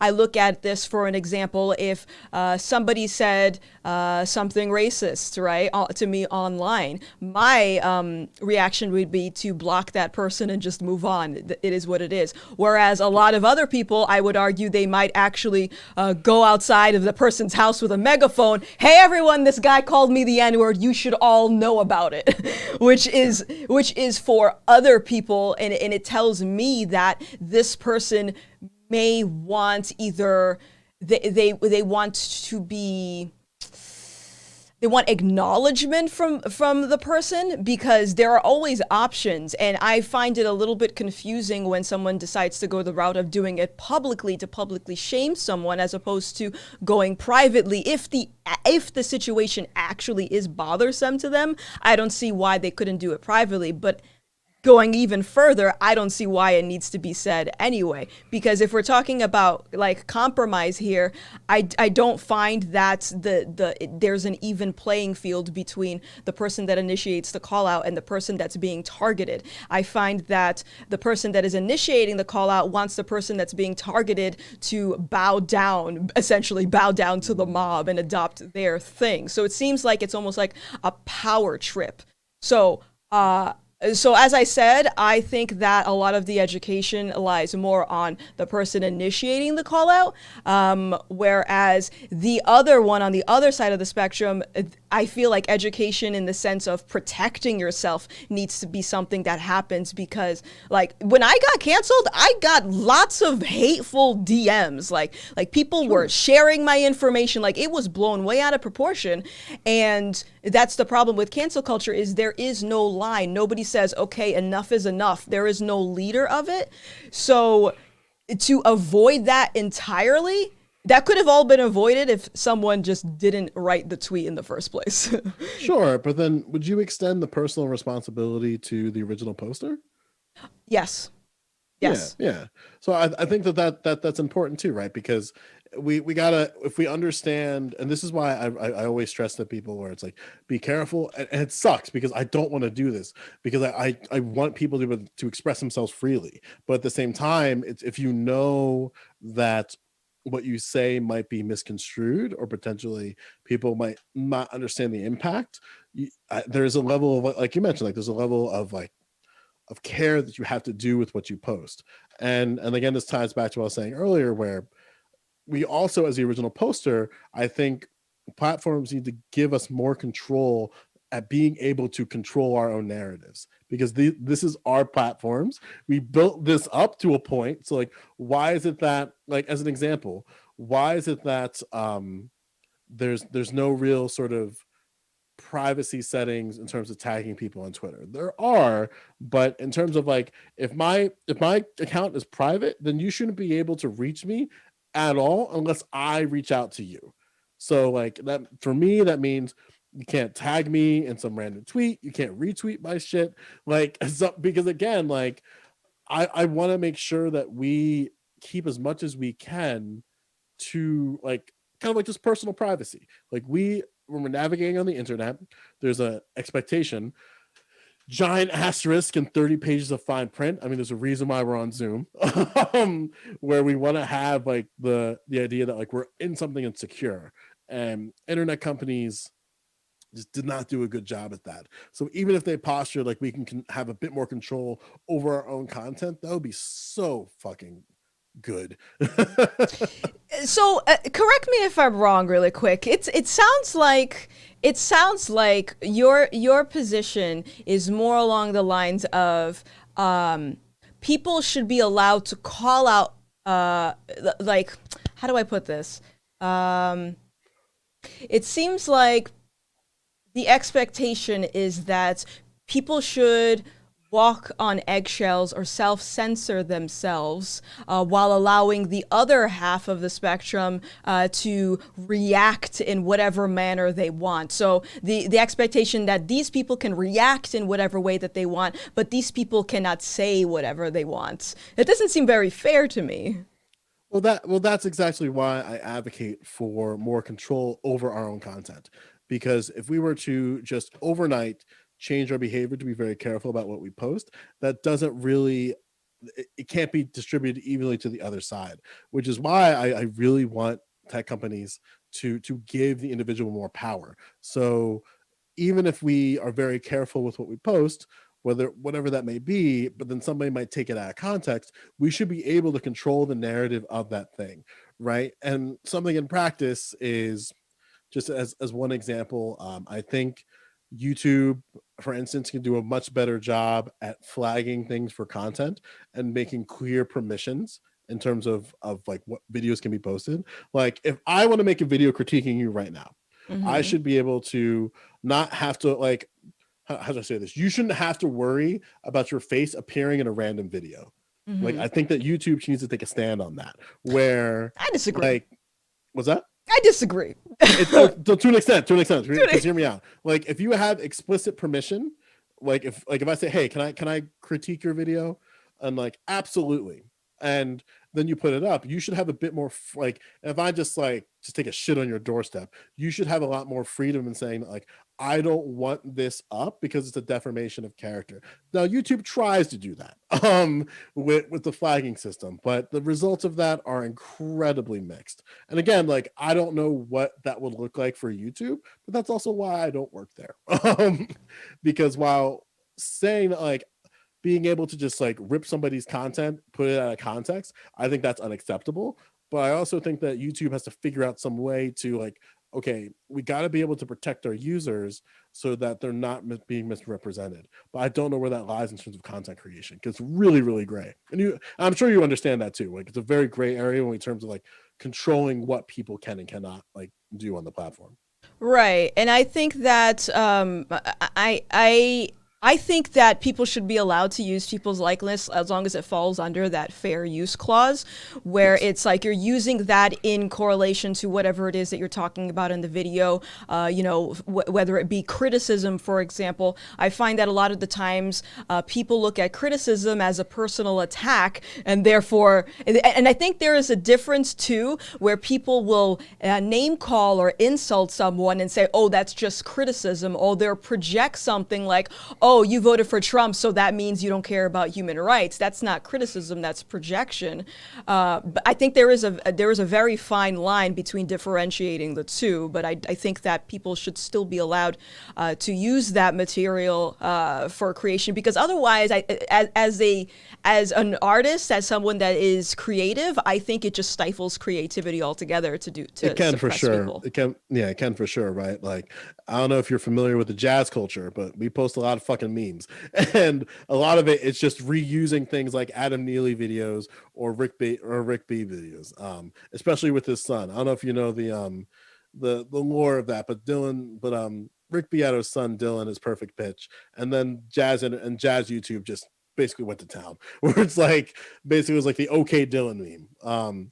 But without, but if we prevented us to parody Rick Beato, that's a whole sector of the internet that doesn't exist. And it's a really fun space where it's just fun. We're doing it in terms of like complimenting the individual. And that's why I think it's really gray, because like I want creators to feel safe.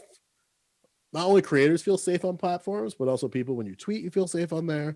And again, the reason why I'm so picky about Twitter is that they've chosen this hands-off approach. So, and it's just not good. Where I'm totally fine with something being just a representative of the internet, but you can't have algorithms that push negative content up if you want there to be like an open dialogue about things. right? Like it's no different than like a Biden post. It could be something really, really good, but then it's just like the number one post is people just shitting on him. And then maybe underneath that, even if it's all positive. See, my issue Stuff. with the algorithm position is that the algorithm feeds off of the end user. So if I go and I like a video on YouTube, or if I add it to a playlist, it's going to recommend me videos and content that are relating to that. But again, going back to what is offensive, who is deeming things offensive, that's very subjective. So even if we were to say that there needs to be improvement to the algorithm, at the end of the day, I find that the algorithm, cancel culture would still not go away, because we literally have people that sit on Twitter all day just to shit talk. That's literally all that they do.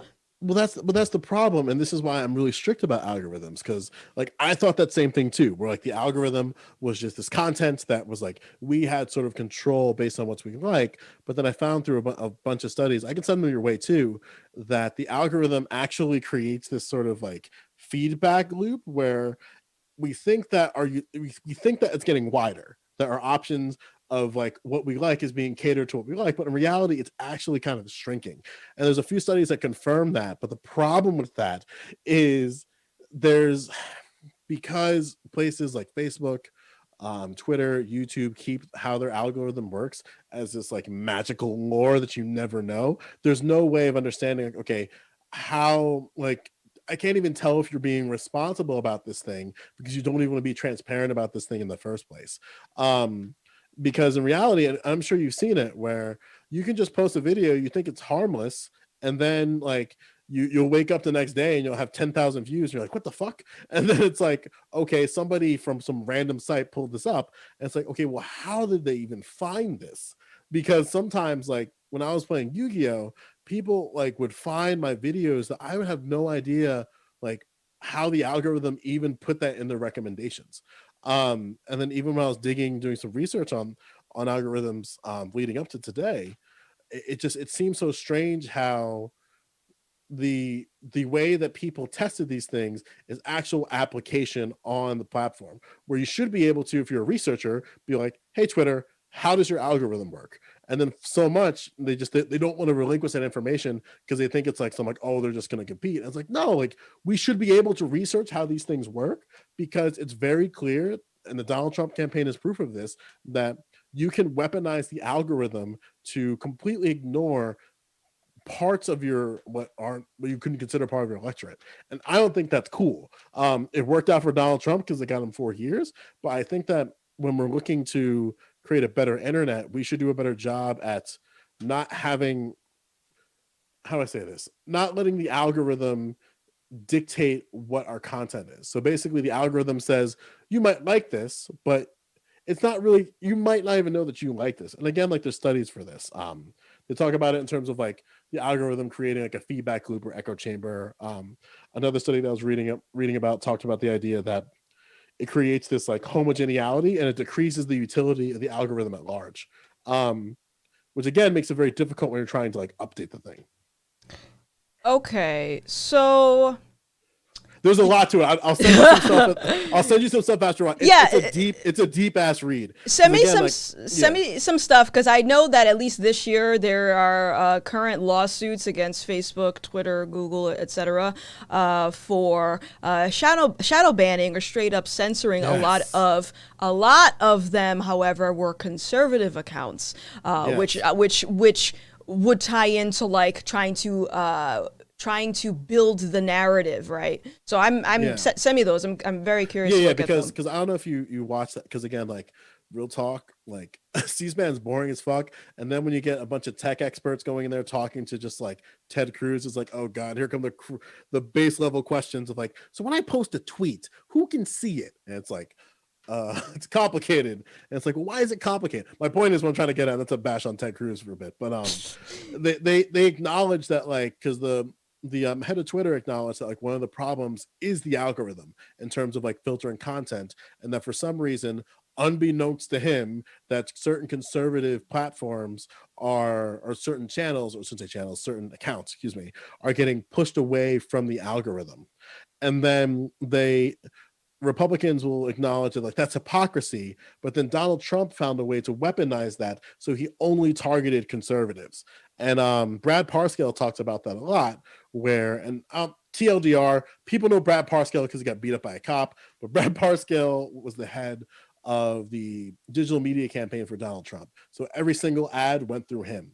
And what he found was that, because he talked about it like a crazy person, is that he found a way to weaponize algorithms so he could directly target the people that he wanted to target and ignore everyone else. So basically, he's saying the same thing that Republicans are complaining about, where the algorithm can be used in a way to filter out things that you don't like at all. And in this case, on one side, it's like just Republican accounts, and then on the other side, it's not people who you won't vote for. And I think both of those things are really bad, because on one side it creates targeted voting, targeted campaigning at a really low cost, and then on the other side it's just suppressing accounts.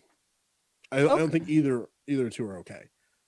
So I'm gonna give you I guess analogy really quick, or Sure. or maybe a comparison, if you will, because you talk about the algorithm. I find that a little bit comparable to who's to blame, the gun or the shooter.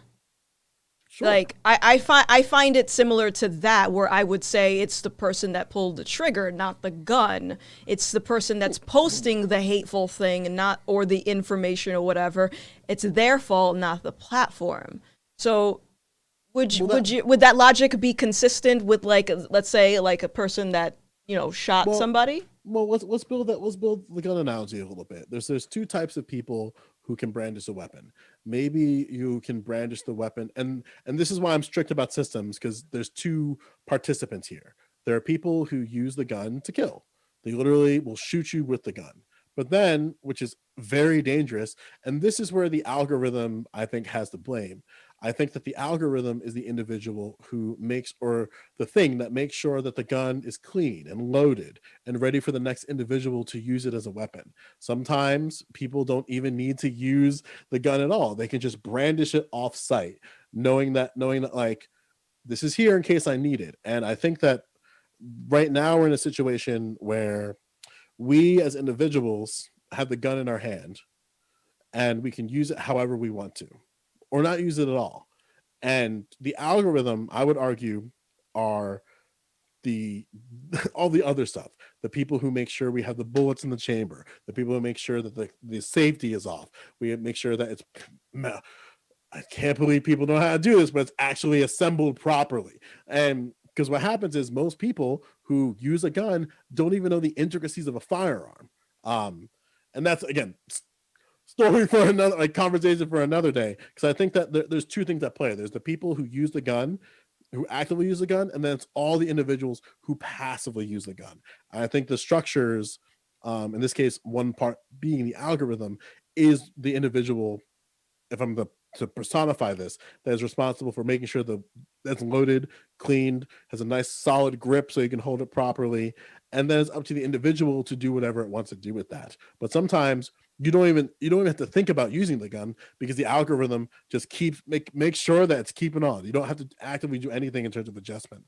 And that's pretty much my analogy that I use for all systems, by the way. That there's two players to this. Okay. Okay. I don't agree. Yeah, I can give you like a side example. Okay. To kind of, yeah. So like one example I give is in terms of racism.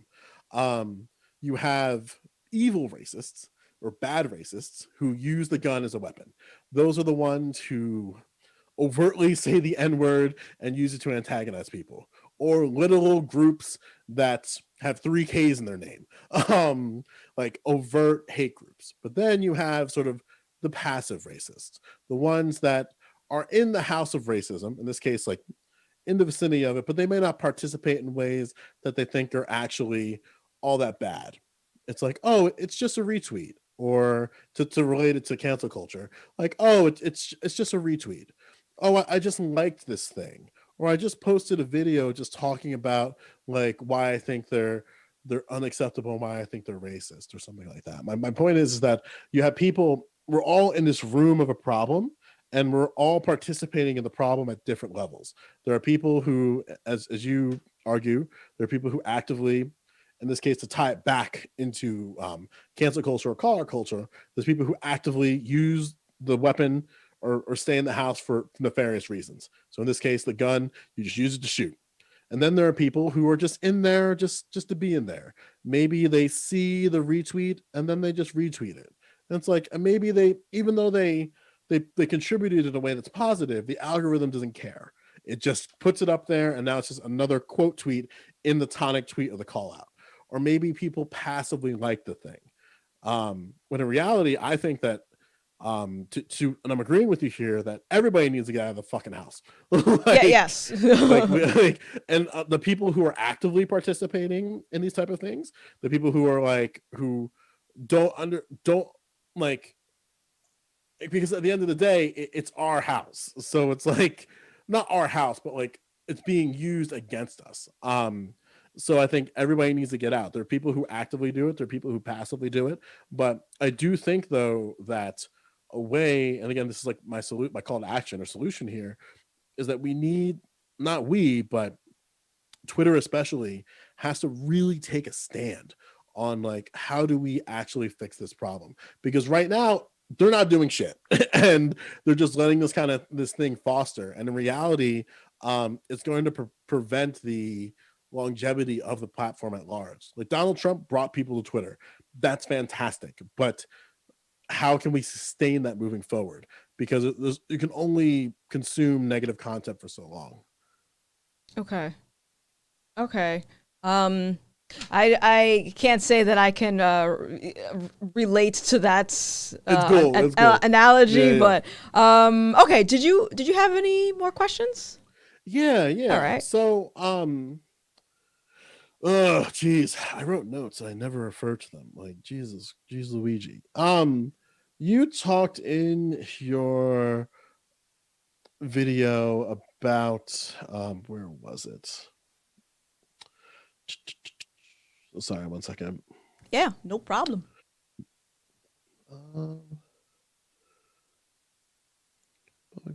There it is. Yeah. Oh, it was about the pillars. I'm not too sure what exactly you meant by remove the validation by ignoring them, right? Mm-hmm. Like I think that we need to do a better job at, or having the ability to be able to control our own narratives on platforms.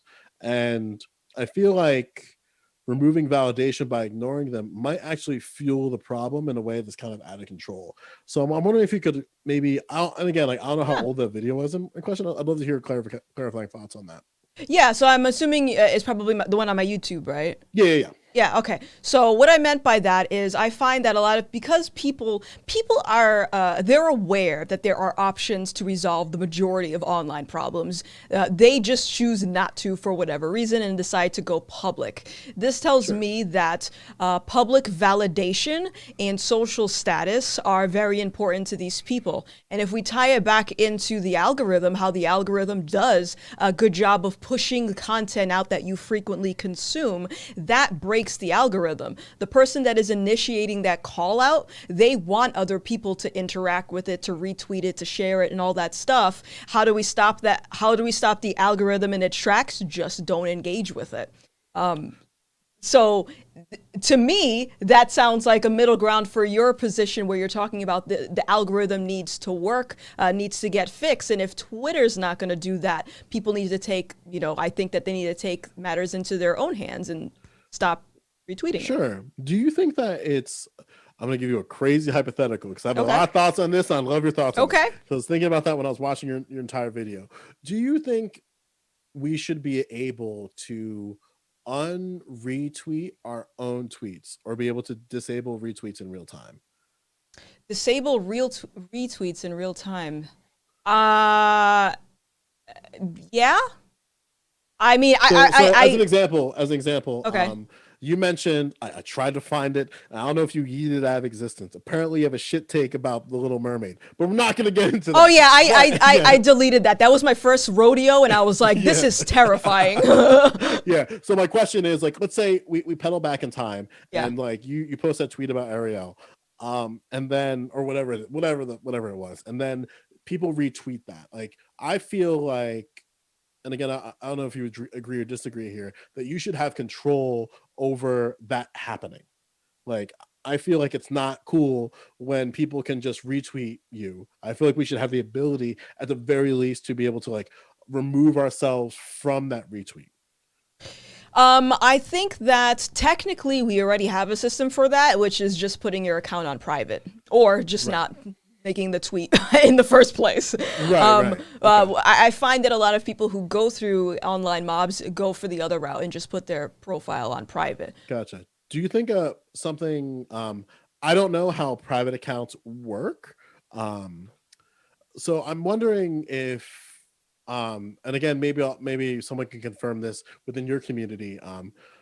If you're able to, like, let's say if you put your account protected right away, that it allows you to for retweets to be removed.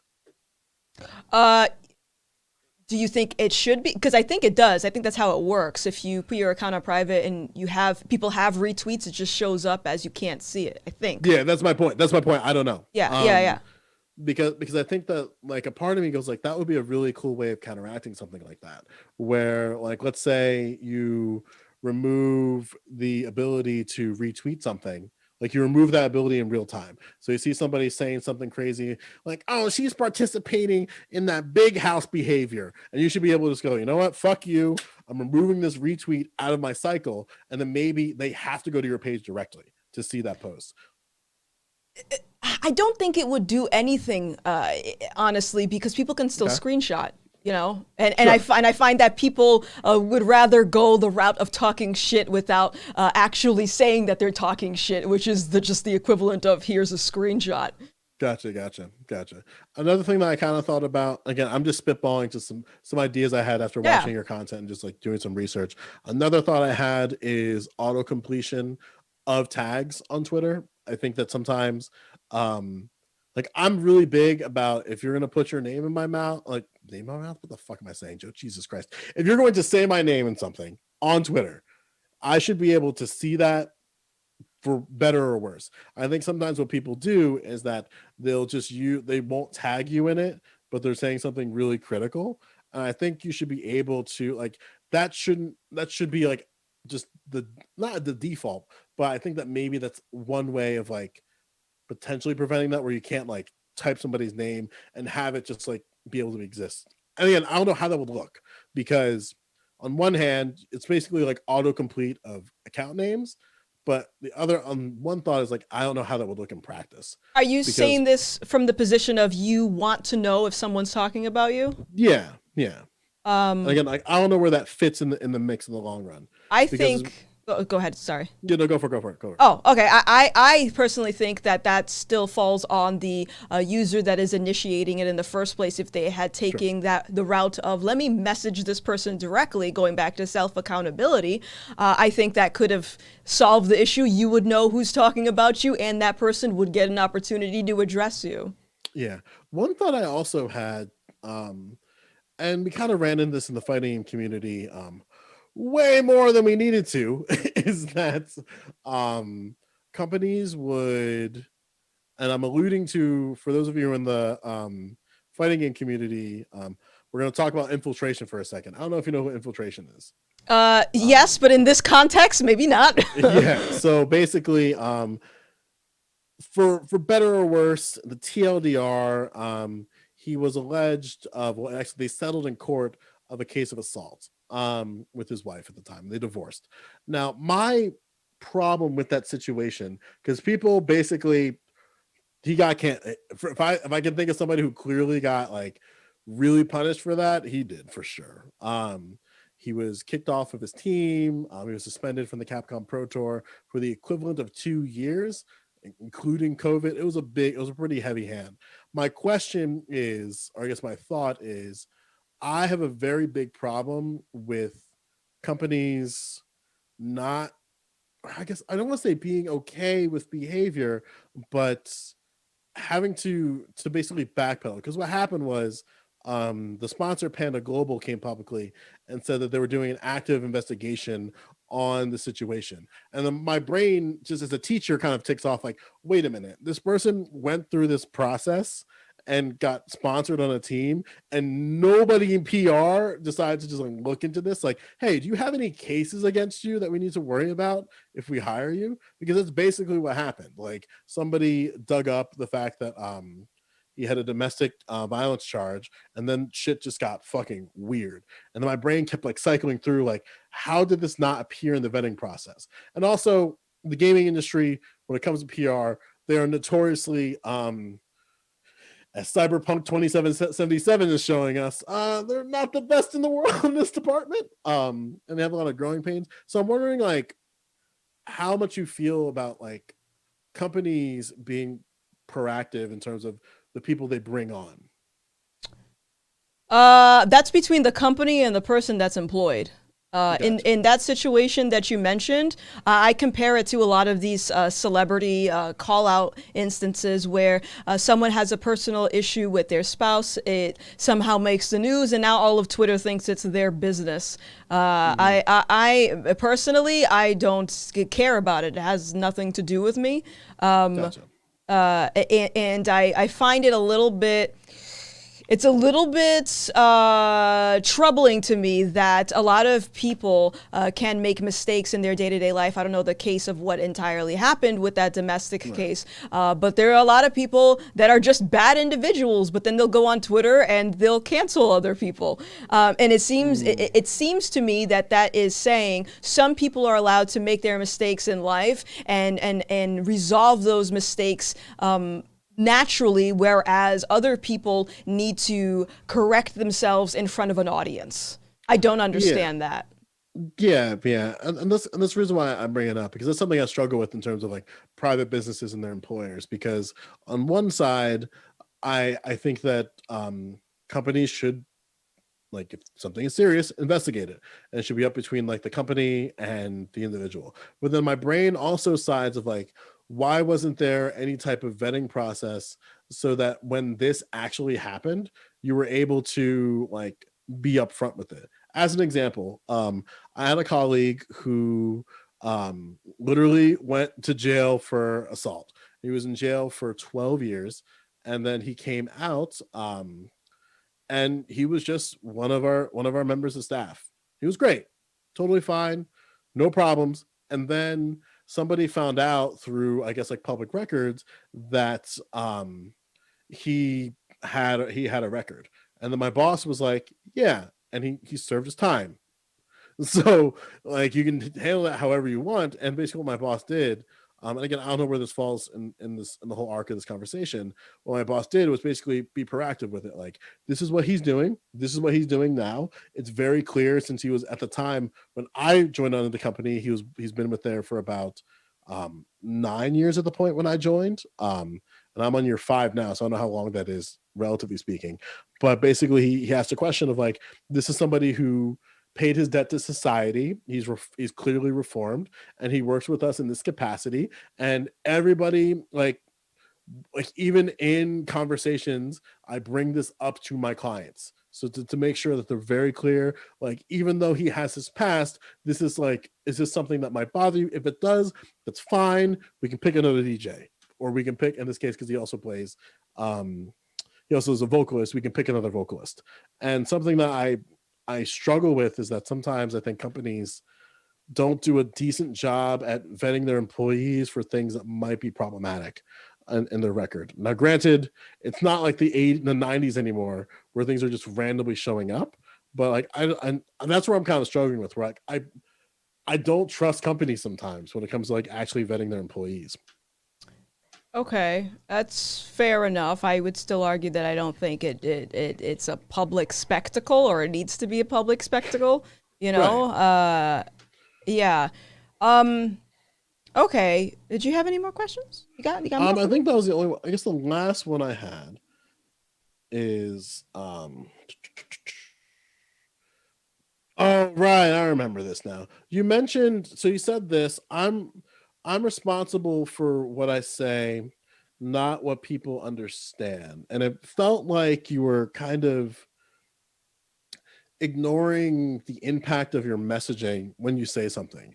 And it seems like, as we talked today, that you're, again, correct me if I'm wrong here. It feels like you do understand that like messaging has impact, Hmm. and our impact matters. So I'm wondering what you mean by not what people understand. Exactly as it says. I live by a rule of live and let live. So I look at freedom of speech as a human right. So if I say Sure. something, and because I have an understanding that people have different levels of sensitivity, and not everyone is going to be on the same page as far as like what they deem offensive, I can only say what I say, and I can't control what other people understand.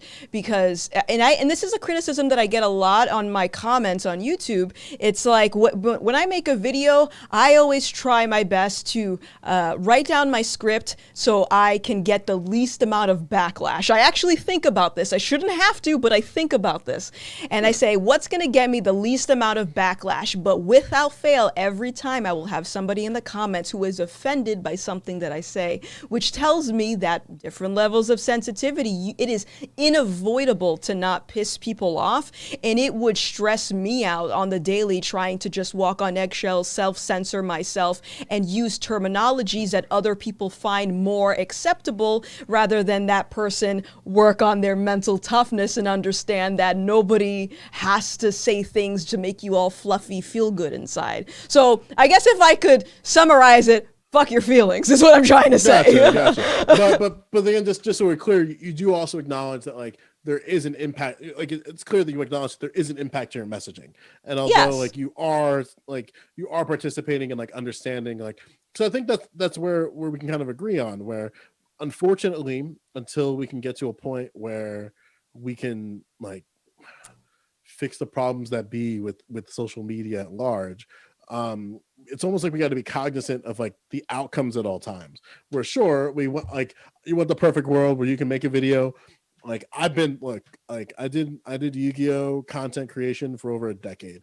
I fucking hated it. I wanted to just do the editing, do the video, and go to fuck to bed, wake up, and have no problems. And it never happened. It's just like, oh, what the fuck did this person in the interview say? Oh, he's like, and then like somebody saying something crazy in the comments where you just want to wake up and be like, oh, people are interacting with this video with no pushback. They just like it. But in reality, sometimes people might say like, well, what did you mean by X, Y, and Z? Or what exactly is that? Like, that's racist. I think that um we do have to be very aware of our impact. Because again, like we are, for better or worse, we are influencers, and being very cognizant of like what our impact could be is good. Now, if it, then the question is, and this is like I guess the ball in your court, is where's we want to be cognizant without our free speech being infringed upon. So like a part of me thinks that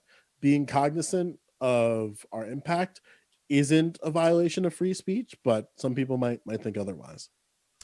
I being cognizant of your free speech, yeah, sure. If people want to alter their speech in a way to like soften the blow to allow other people to digest their content without feeling a certain type of way, that's their right to do it.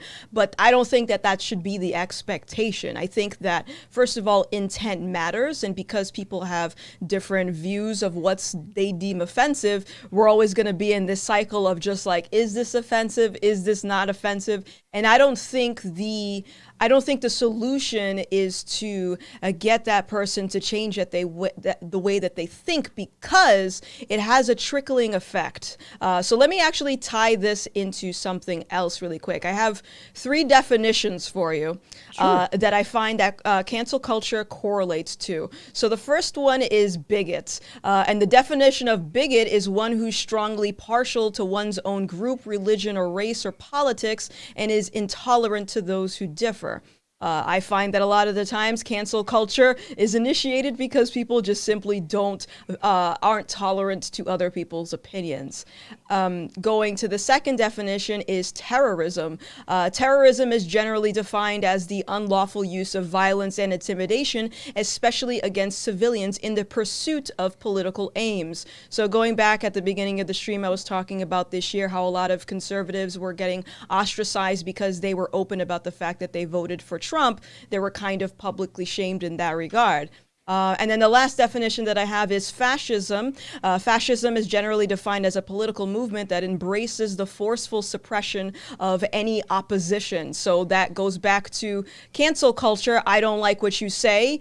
It is different from what I think is acceptable. Therefore, I'm going to scold you. So you either don't say it again or you change what I want you to actually say instead. That's how I'm viewing cancel culture. Okay, there's a lot to unpack there. All right, all right. Yeah. I'm trying to. Where should I start? I think that okay. So I will say that it can be very challenging to find the words to best describe what's happening right now. I will say that I don't know if those are the three words that I would use, but you can use them obviously. Why not though? Will say, I think that when I think of modern fascist movements, or really say modern fascist movements, I mean just fascism in general, there's a very clear just sort of ultra nationalism that also plays in a way. And what I mean by ultra nationalism, it's a very strong connection to a state. And I think in terms of what you might describe as cancel culture, I don't think it's as centralized and organized to really pose any type of threat in the long run. Because I would argue that most people who are getting canceled are parts of the elite. And the elite, what I mean by elite, because sometimes when people hear elite, they think of like Illuminati and shit. My point is that when I say elites, these are individuals who might have special exceptions into society that makes criticism for them incredibly difficult to be met. So in practice, that looks like Lana Del Rey saying something insensitive on Twitter and nothing happening. She still has all like 20 million of your followers. Can I interject? Sure. Are you equating in her situation her amount of followers as proof that she wasn't canceled? She still gets work. Okay. So when we talk about cancel culture, is the goal to get that person fired? I would say the goal is to acknowledge the behavior and to acknowledge that are certain behaviors that we should pay attention to, and however you want to do with that information, that's totally within your right to do so. That's where I think freedom of expression totally plays a role here, because if we accept that we have the freedom of speech to be able to navigate how we do, then people should be able to express themselves however they would like if they receive a piece of information. I think that goes both ways. So, and I'm sorry, what did she do again? I don't remember. She fucked up, but I don't remember what it was. Because a modern example is like Ellen DeGeneres, right? Okay. Like Ellen DeGeneres basically got out. I can't even say she got outed for it because everybody kind of knew it as like a unkept secret that she's very abusive to her workers. And then people were kind of decrying that, like, oh, Ellen DeGeneres got canceled by the left. And it's like, she's still rich as fuck. She still has her TV show. What did she have to do? She had to fucking just shake up a couple employees. That's not cancellation to me. Like, sure, we can acknowledge that the behavior is unacceptable, but in terms of her longevity of her career, it's just a little blip. I think the only individual who I can't even say Shane Dawson got fully canceled because he still has a platform on YouTube. Granted, it lost its monetization, so he has to find it in other ways, but this is still an individual who's able to make money. And this is why I think that when people posture to cancel culture, it's almost like a catering to elites in a way. I'm not saying you're doing that, right? It's totally not my intent of my messaging here. But I think that sometimes when we get really critical about cancel culture, it almost feels like we're we're totally okay with people who made transgressions in society and never were held accountable. Like if I tie it all the way back to R. Kelly, and it took a village to take that dude down. And this is like heavily documented stuff. Like if we're not doing it for the like again, there's so many things for R. Kelly, and it just was kept under wraps. I don't think that's okay. No different than Matt Bryant. I don't know if this is a side thing, but the NFL got into a lot of shit in the Giants when they basically openly acknowledged that Matt Bryant, I think it was named Matt Bryant or Matt Bryant, who was their kicker, was actively in therapy for domestic violence on his wife. And unfortunately, for his sake, it was a vast and grand abuse of the terms of the code of conduct in the NFL. And then instead of reporting that, they kept it under wraps for the sake of his career. And I don't think that's fucking okay. Where we have multiple examples of other individuals who were literally canceled for violating the code of conduct, and then you have a kicker who obviously, yes, he is in therapy, and I want to make that incredibly clear here, but the Giants knew about his transgressions. They didn't do anything with the proper reporting to the NFL, and it only took an open letter that he relinquished for anything to happen. And that concerns me, where like I want to see that companies showing that they care about the behavior of their employees. But when you have something in your code of conduct that would mean he's out of the league, why are the Giants keeping that under wraps? And why is the NFL okay with them keeping it under wraps? Granted, he's out of work now, but. Okay. I don't know. I find it interesting because you use a lot of examples of celebrities, but as I said, I find that the majority of call out culture is just average people, maybe not necessarily influencers themselves. So I'm still looking for more studies on this to see exactly like how that's broken down. But just by observation, I find that it's just the average people that are targeted. So I want to give you my key arguments here for cancel culture, and then you can tell me if you agree or disagree. Sure. Okay, so number one, I don't think cancel culture allows the opportunity for the person to defend themselves or prove their innocence. So like I gave myself as an example, this summer everyone is like claiming I am anti-LGBT because of my political choice, never given an opportunity to sit down and have a conversation that's outside of yelling at each other on Twitter, because I don't find that a conversation. Also, no accountability for the outcome of who started or participated in the mob, which goes back to what I was saying earlier. Like if someone loses their job or loses their life over a false accusation, who is responsible for that?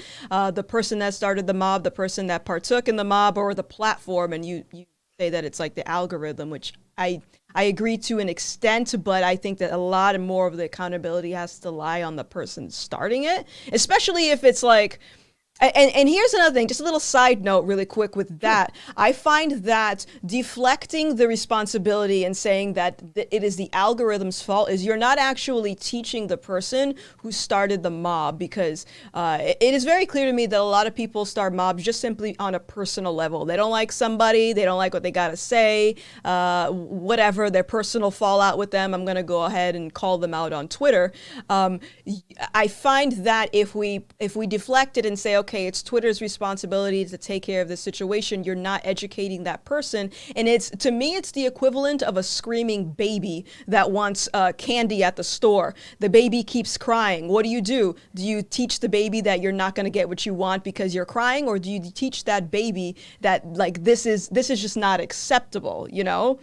That's how I look at it. It's like I feel like it further reinforces the behavior, letting the end user know that, hey, this is how you resolve conflicts, is you go online and you call someone out.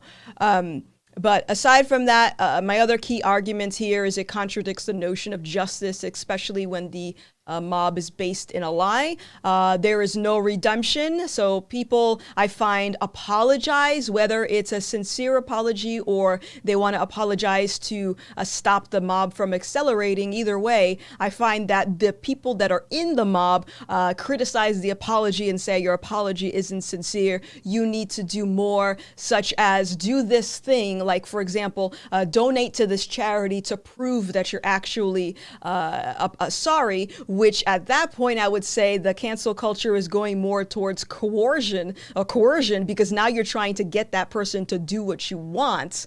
But I think that the biggest thing for me is cancel culture lasts indefinitely because the internet is forever. So despite someone overcoming a mob, what's to say 5 years from now some random person doesn't find a tweet and reignites that? Now we're going to put that person through the same emotional distress that they were in at the first place. Those are my arguments. What do you think? Gotcha. Yeah. So there's a lot that I agree with. There's a lot that I disagree on. All The right. big, I guess the big thing, right, is that again, I think your argument is rooted in a fundamental problem here, and that is that platforms' lack of action to this problem is not acceptable. Because we shouldn't have to, for you shouldn't have to worry about this shit.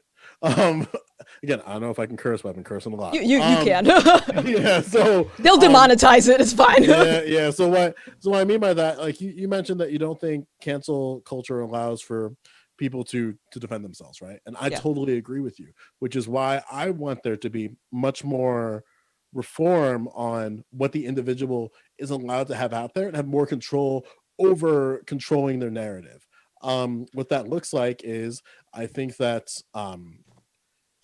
we got to reimagine what retweets look like. We have to reimagine, like, okay, if I choose to, and again, this is why I mentioned about like actively removing retweets in real time. I think users should be able to do that. I think retweets and the traction that you get from a retweet should be beholden on the individual who you retweet and not the person who's retweeting it. And this would totally kill meme culture, but you know what? If we can get it to a situation where the content creator or the creator, like us as a Twitter user, can get more control over content, then shit, let that shit die. You mentioned that there's no accountability for the outcome of the mob. I do think that again, that's another front end problem where yes, we can be very strict on the individual and really advocating for things like personal responsibility, personal accountability. But at the end of the day, like we still have a platform that's choosing to not take a stand on the problem. And again, like the reason why I mentioned the algorithm so hard is because that's something that can clearly change the outcome of so many people on Twitter.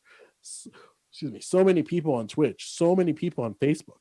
Because in reality, like we should be able to control our own narratives on these platforms. However, the one thing that I do disagree on is that like there's a contradiction to the notion of justice, but when we're functioning in God, it sounds so fucking cliche. When we say like we live in a society, we got to remember that like there's rules that are within the justice system.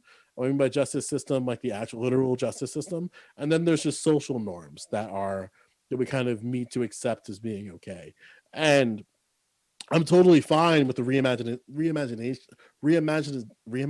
Jesus, the reimagination of social norms. I'm totally for that. Especially considering that a lot of social norms might not be the best thing for all people. But at the same time, if What do you mean? we, What do you mean by that? Like social norms, like changing people's behavior?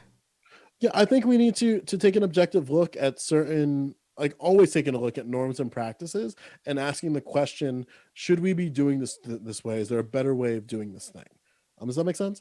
Can we do that with cancel culture? We definitely. I think we can. I think we can. It's a long road. It's a long road. It's tied with allowing creators to have control of their own messaging. So being able to have better control over your content is key. Twitter doesn't allow us to really do that. Twitch, sort of, but not really. Again, like these companies are so hands off that makes me so like I want to be on your side, where I really want the individual to be emboldened for better behavior.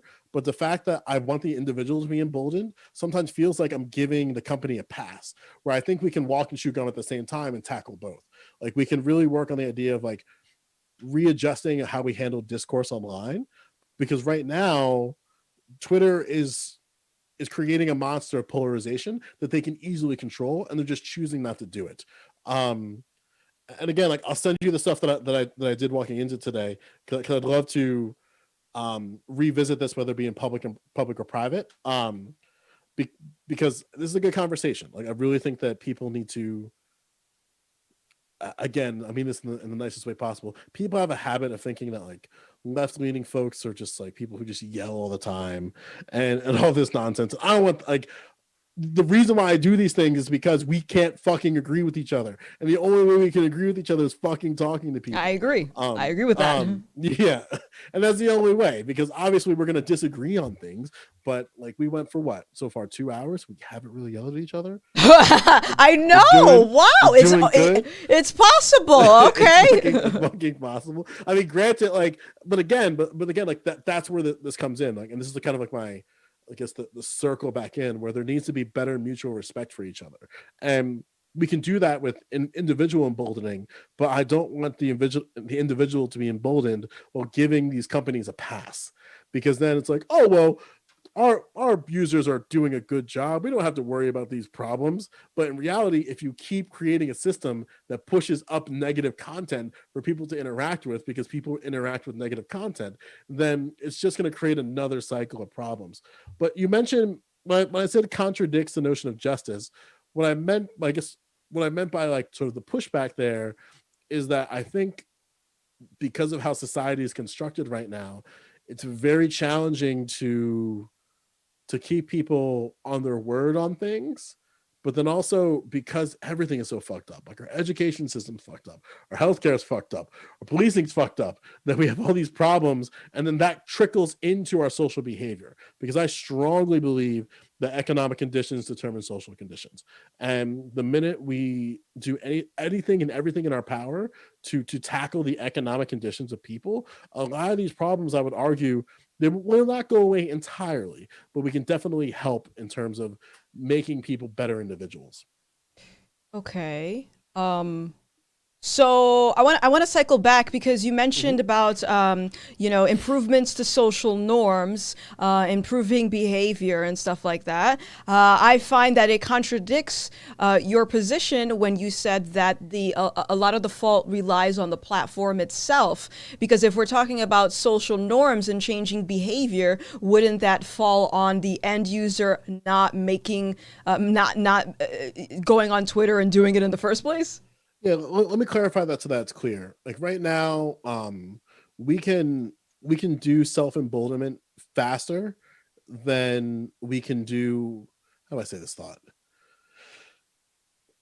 Self emboldenment is incredibly important, because at the end of the day, like, we gotta do a better job at communicating with each other, and like, a lot of the systems in play are at fault. However, I don't want to see a world where we go through this process of emboldening the individual and then not do anything else in terms of making these platforms accountable for their actions, because I think they need to be emboldened as well to reimagine how users interact, and not just using profit margins as their way of thinking like, well, it's totally fine. Like, we have all these users on this platform, but we're going to ignore the fact that nobody can have a coherent conversation on Twitter, or we're going to ignore the fact that we can't have a coherent conversation on Reddit, and allow like just blatant hate speech to just run around.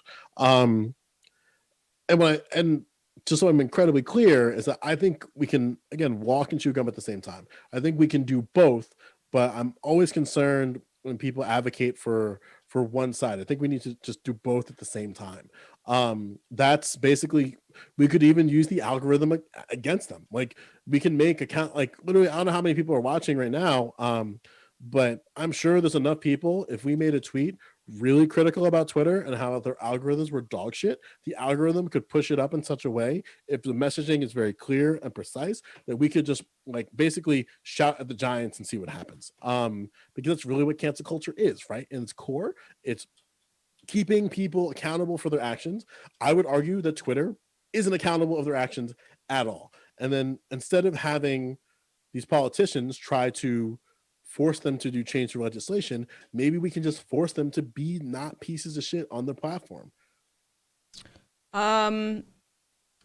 Or in my position, teach my child to not be a piece of shit in real life and not go on Twitter to resolve their problems. Right. But again, like when I mentioned that like economic conditions determine social, we can do is so much that we can do with the individual. Like I can teach my not son, who doesn't exist yet, because my girlfriend just celebrated our 1 year, but we're on this. She's indoctrinating me to maybe have a baby in 3 years. I'm like, oh, easy, tiger. But like for my future child, right, I can make sure that he has all the tools he needs to be a good citizen and a good contributing member to the society. But when we put these people into a world that's broken, there's only so much that we can do to protect them from that. And that's always been my concern, where I want to make sure that like the economic conditions of my children are met to the best of my ability. And sometimes society has to relinquish that, hey, we got to do a little bit. Now, I'm not saying that they had to go like full on like widespread reform of a lot of things. Well, I am to an extent, but what I mean by that is right now, the conditions of just the average person are not being met. And it seems to be that there's a set group of people who are totally well off and totally comfortable, but then we're at the bottom being told that like you got to really like make sure you pull your pants up and pull yourself up by the bootstraps. And it's like that's all well and good, but if we go out into a society that's broken, there's no way for us to get out of there with the right outcomes. If we're talking in the context of like not being a piece of shit and going on Twitter, I don't find that there's, I mean, maybe correct me if I'm wrong, I don't find that there's many barriers that prevent a certain group of people from not being able to pull up their bootstraps in a sense. And also like I get this impression that people expect life to be easy, or people expect them to be catered to, because I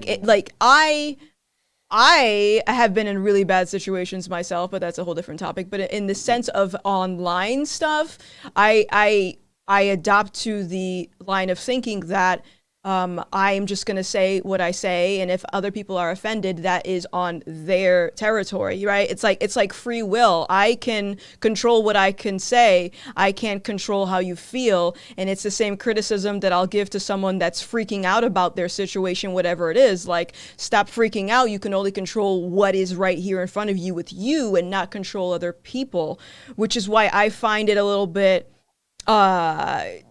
concerning to put that responsibility on the system or the platform instead of that individual themselves. I feel like I get this impression with like at least your position is like there's just lack of accountability on a personal level.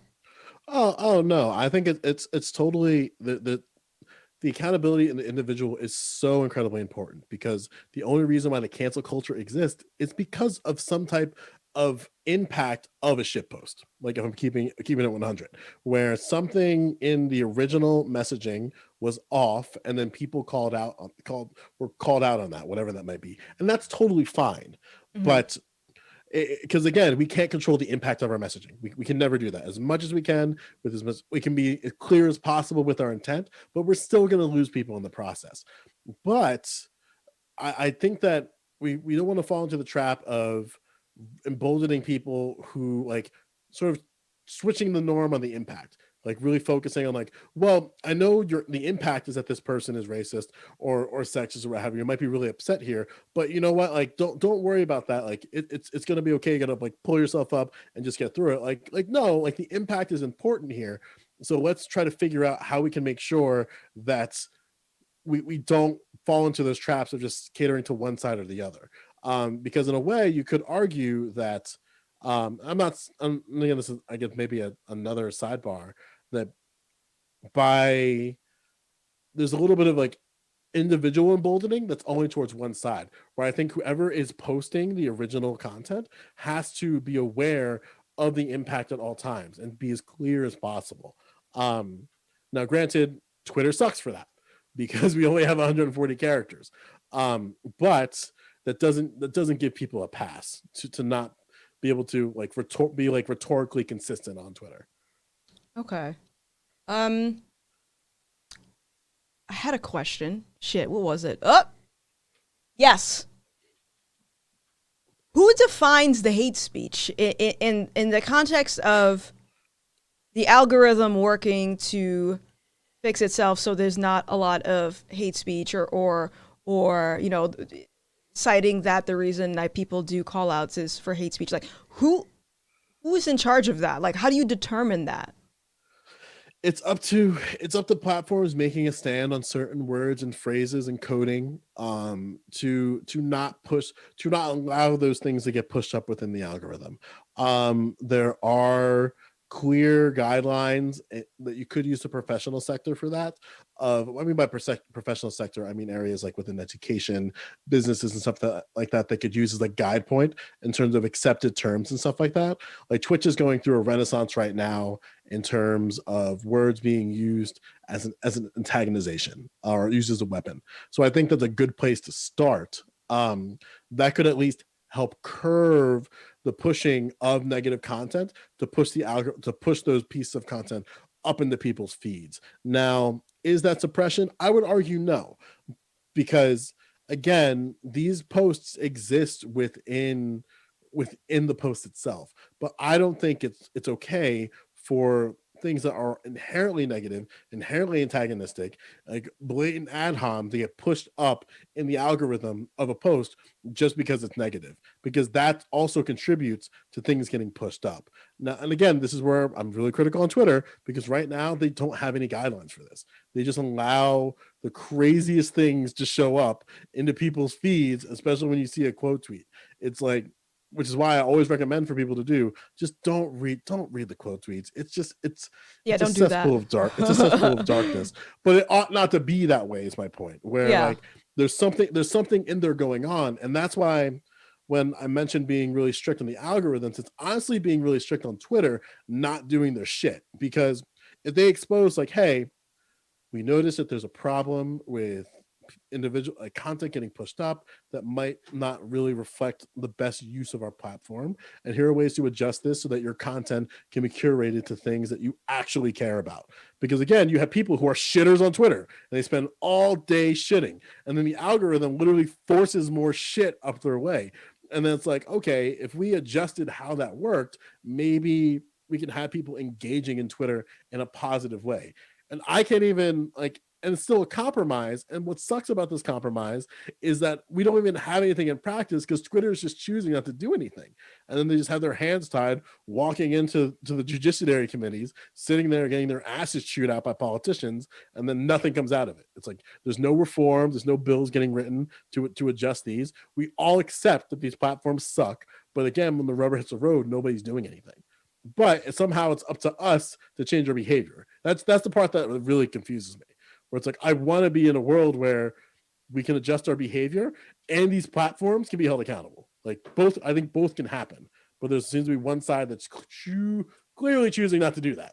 Both can happen. I would say that I still find it would be a lot easier for the person to work on their own self-accountability and change whatever they deem as like problematic. You change that instead of expecting essentially a platform to be mommy and daddy and make people change what they gotta change.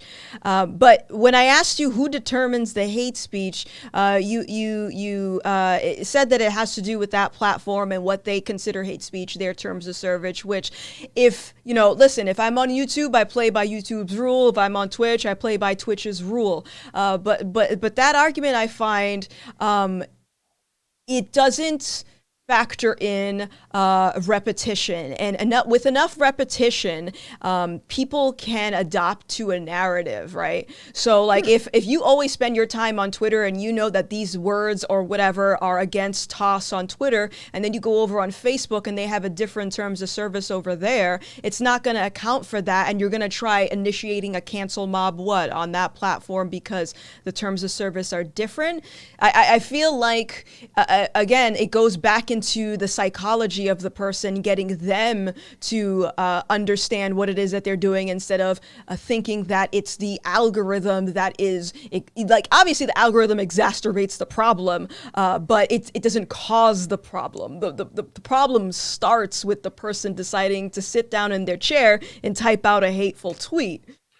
Yeah, and I agree with you to an extent there, but again, like, that's why I want both. I just really want both to happen. Only because we can readjust the behavior as much as we want, right? But at the end of the day, if the back end doesn't do anything, it's gonna be a different thing. It's gonna evolve to be something else in practice.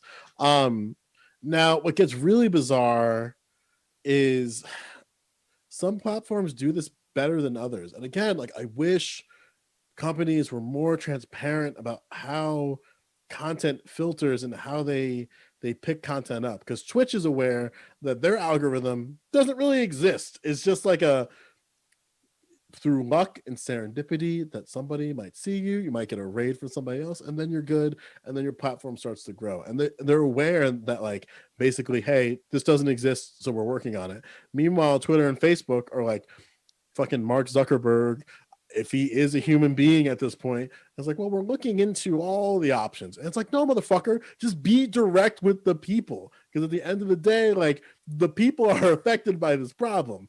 And as much as, like, and he says like some dumb shit, like, we can't control all the behavior. And it's like, sure, but what are you doing for the extremes of this? And then he'll say, well, these are the questions that we've been really working on challenging. And it's like, motherfucker, you had almost close to 2 decades of this shit. Like, what are you doing?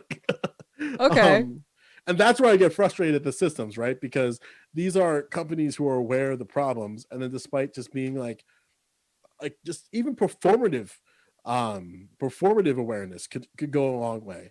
I hate that shit, but at least it would be something where it's like, we see that there's a problem here and we're working on it. And then I'd love to have the argument where it's like, at least they acknowledge it, but still. But having this, again, like, having hands off and keeping on the individuals has been really rough for me personally. Okay. I had a question. All right, go for it. That's what I wrote. I just wrote terrorism, question mark. Yeah, like, okay, so I don't necessarily think that mobs on Twitter are essential enough to create problems. What I mean by that is that they evolve depending on the situation, right? So like the people who go after J.K. Rowling are going to be totally different than the people who go after, I don't know, Tom Cruise as a modern example, even my governor of New Jersey. Because something that happened, which was very interesting to kind of like decided with Governor Murphy, he got they tried to essentially shame him for eating outside at a restaurant. And then basically the entire state of New Jersey was like, he's following his own guidelines. Why are you bothering him with his family? When in reality, the video was like, look at this. He can't even follow his own guidelines. And he's sitting there with like a piece of food about to put it in, like, what the fuck are you doing? And then they're just kind of staring at each other. But then, like, they tried to make that a thing and it backfired, where like it was an attempt to try to antagonize Governor Murphy. And first off, I want to make it clear, I'm a Democrat. I still got fucking problems with him. But for some reason, like, people thought that like this was the hill to die on. But it didn't, it got a lot of interaction, a ton of interaction, but it didn't get pushed up because a lot of what the posts were in there were posts of support. Where versus God, what's his name in Florida? Was it in Florida? I don't remember. Some governor was eating or like at a gathering inside without a mask. I don't remember his name. Maybe in California. I don't know. My point is that he was caught inside, indoors, just like mingling with guests, and then he got dragged across the earth. It was like, oh, this is unacceptable. Like, why is he inside for that? And then a part of me is thinking, like, that's weird because the interactions for Murphy's incident were higher, but like, I don't want to say the algorithm, like, I feel like it's turning into a meme at this point, but the algorithm trademark is prioritizing the negative behavior, but not the support of somebody who could potentially have gotten in trouble for something like that, even though he wasn't breaking any laws. Okay. In this case, Murphy. Okay. So I'm sorry. So with the terrorism thing that you pointed out, you find that was that your Yeah, I don't know if that's okay. the word, but again, like I don't like but again, Can like I I don't know. Yeah, let but me I'd let love me to. let me elaborate. So when I put Yeah, these three definitions here, bigot, terrorism, and fascism, I find that overall cancel culture has like an avalanche effect where it would eventually, where I find it to be a tool to sway public opinion. So if we're looking at it into like a lens of a political spectrum, that is a perfect recipe for disaster if we're trying to sway civilians to think and adopt and vote in a certain way. With terrorism, it says the general defined as an unlawful use of violence, but specifically, I want to highlight where it says intimidation against civilians in the pursuit of political aims. So that could tie into people saying that, hey, I voted for Trump, and then an online mob starting trying to get this person deplatformed and get them silenced. That signals to other people who voted for Trump to be silent and not talk about the issue, while it also signals to other people that this behavior is acceptable, which makes it very imbalanced. Now you have this situation where people have to basically be in secrecy, and other people can just do whatever they want as far as like social media goes. And that definition, I think, ties into the poll that I talked about earlier, where the liberals feel that they are more allowed to express their political affiliation, whereas conservatives feel less allowed to do so. gotcha. Yeah, yeah, I do disagree. There's a lot there. I think I'm caught up on the word. That's really where my catch up is, and maybe there's a better word to describe what you said. I don't know what that is. But I will say that there was, just so I'm a little bit more clear, because I did a comparison to governors, which kind of felt a little bit ambiguous. So I kind of want to clear that up a little bit. I use that as an example because I think there's something else going on there that might not be directed to terrorism. Because I think that um, what you're describing as cancel culture is more of a social problem as opposed to it being political. I don't think that individuals who are getting called out for their behavior are getting called out for the purposes of like political gain or political means. I think they're just getting called out for the sake of like, whether it be they say something that's insensitive or they say something that might fall under a type of ism. Um, and I would argue that most isms, whether it be racism, sexism, bigotry, what have you, are pretty much politically neutral, which is why I argue that they're social.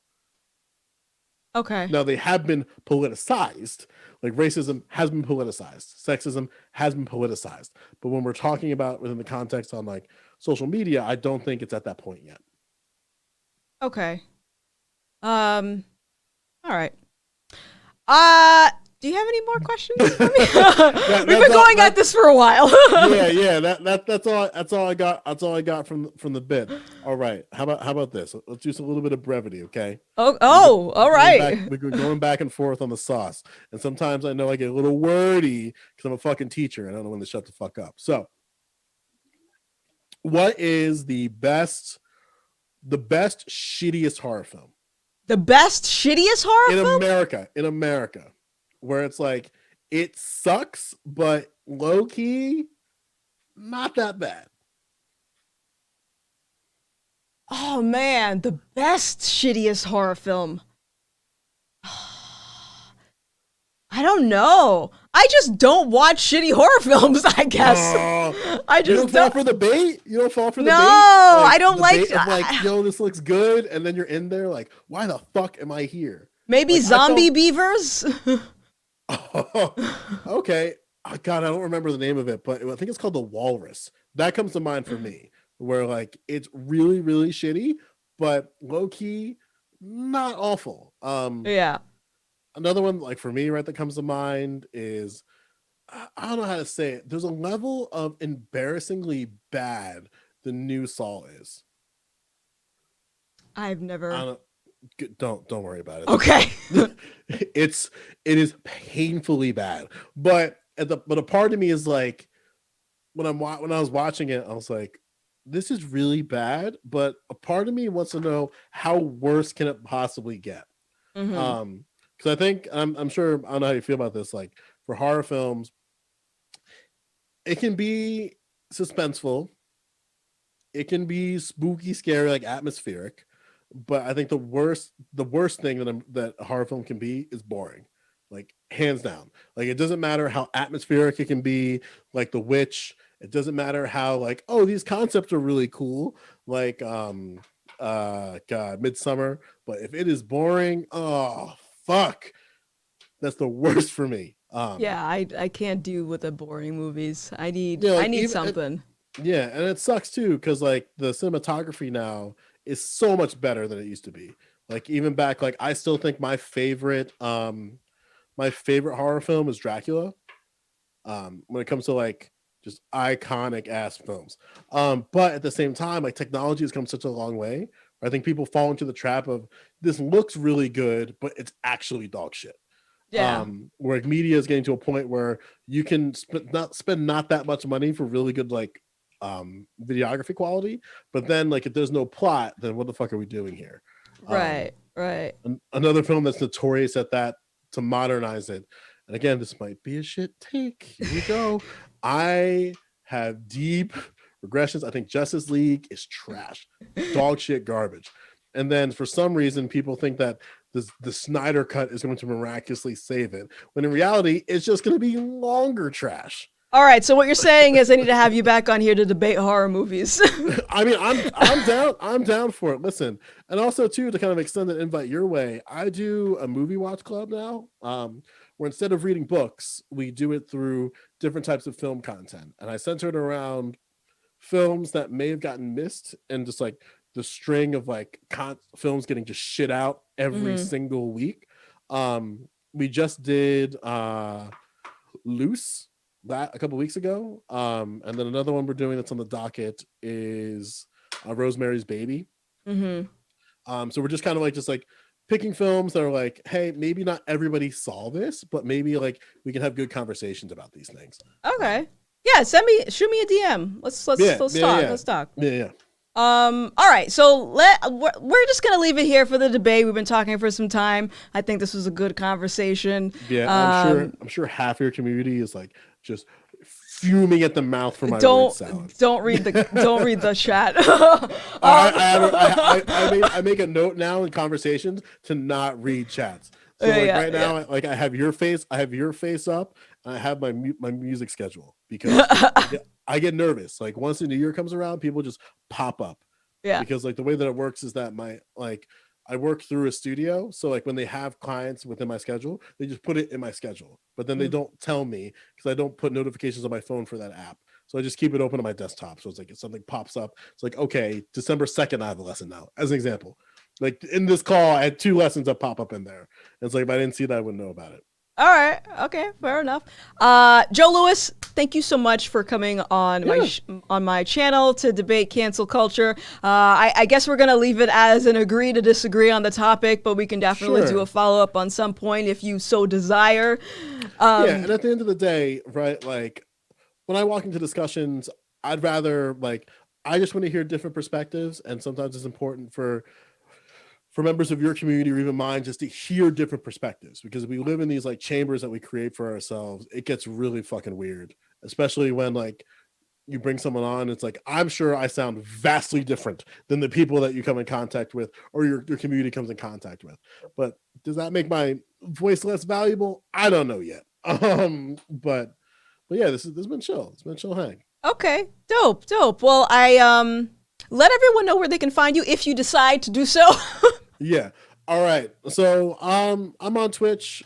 It's twitch.tv/j0elewis. The O is a 0. So what I do over there is I talk a lot about local politics within the state of New Jersey. Like I mentioned from the start of this, I'm looking to actively run for my township council to eventually run for the 12th district, which is the 12th district of New Jersey. So that's my ultimate goal.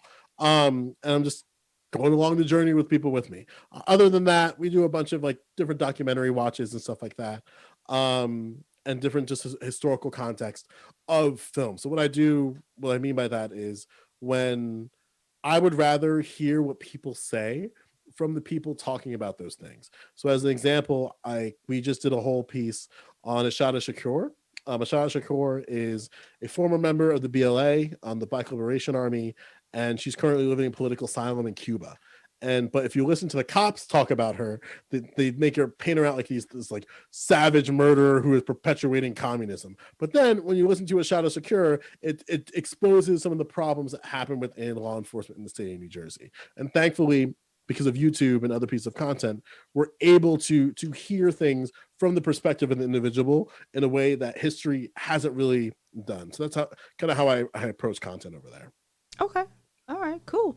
Go check them out, y'all. All right, I guess that's it. I hope everyone enjoyed this debate. If you would like to see more of this, I have other people that have kind of challenged me on cancel culture, so maybe we'll have another sit down with them, see how that goes. But I enjoyed this. I want to thank you again for sitting down and having a conversation with me. I am going to stay on here and just talk with the chat for a little bit. So I guess we'll just end the Zoom call now. Sure. Yeah. Right. Yeah. Hey, I see the door. It's all good. Get out! Get the hell out of here! All right. Chill chat. You know, my DMs are always open if you have thoughts about things. And yeah, I'll send you a DM about that movie watch thing. Yeah. Okay. Make it happen. Sweet. All right. Enjoy the rest of your day. You too. Take care. All right. Bye-bye. All right. Okay. Let's go back over here. All right. Woo! That was fun. Let me put some music on. What y'all think? What did y'all think of this? So, okay, hold on. Let me move this over. And let's see. Gothix's favorite metal band. I guess I need to figure out what I would consider metal. I don't know. My favorite band in the whole wide world is System of a Down. I know some people have different levels of what they consider metal, but I also, aside from that, I like a lot of 80s metal. Like I like, for example, Motley Crue. I like older stuff more than newer stuff, really. Okay, so let me go and check the, we had some super chats. I have to go back and read them, so give me a second.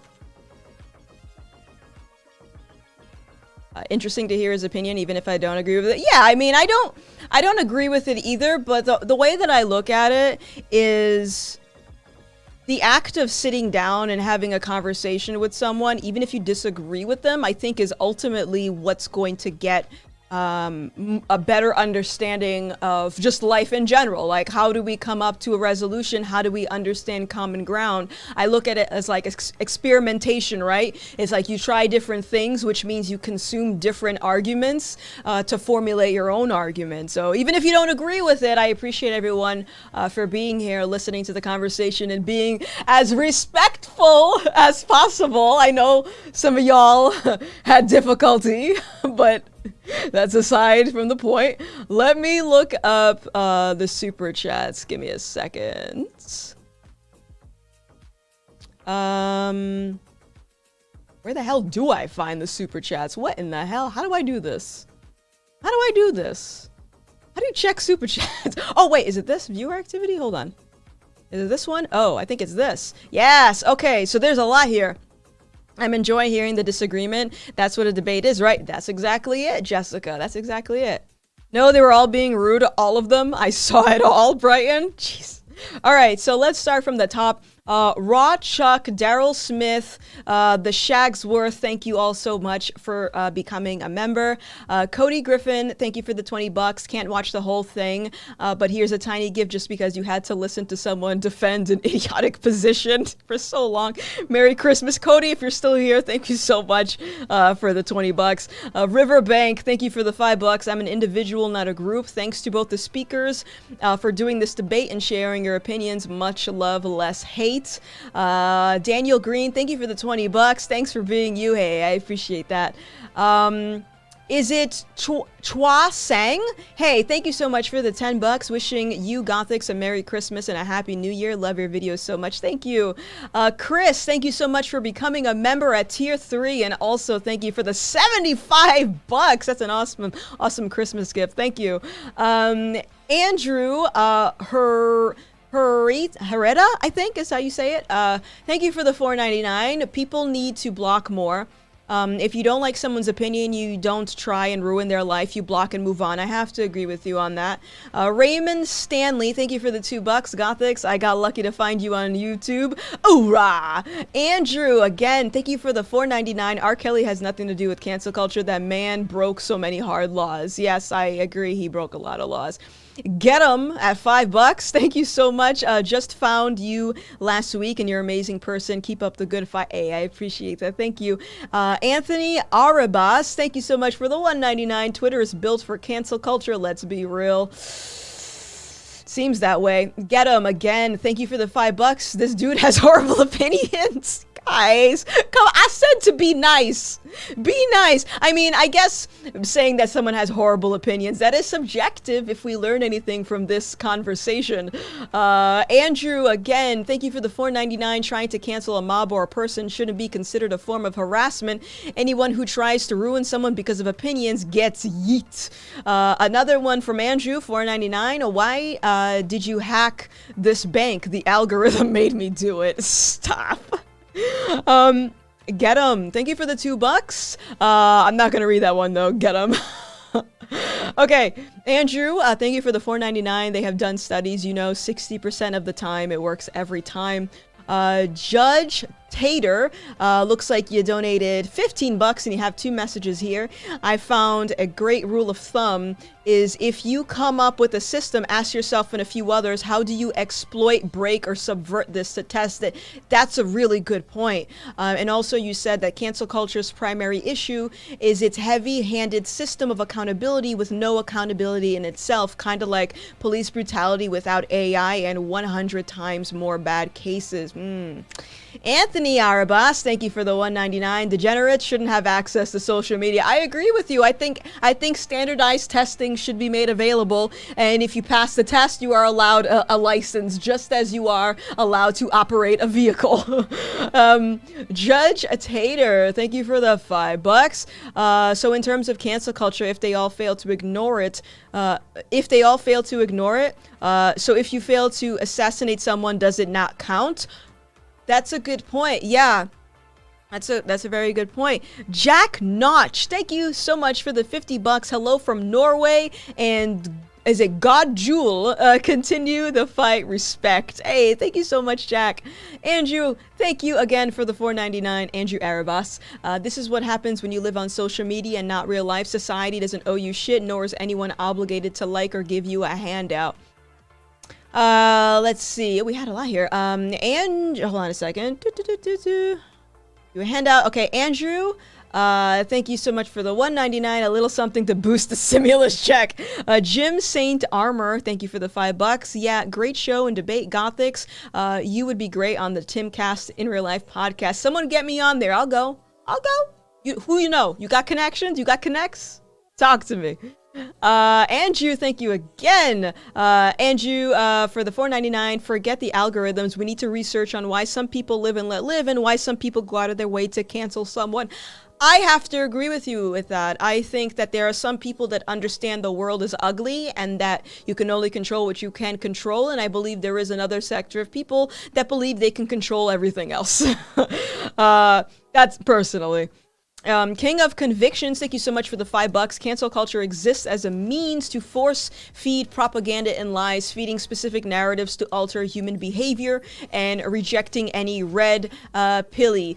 Yes, I agree with you on that. I have seen the avalanche effect of cancel culture, especially used in the political climate that we're in right now, where it seems like the public opinion is trying to get swayed in a certain direction.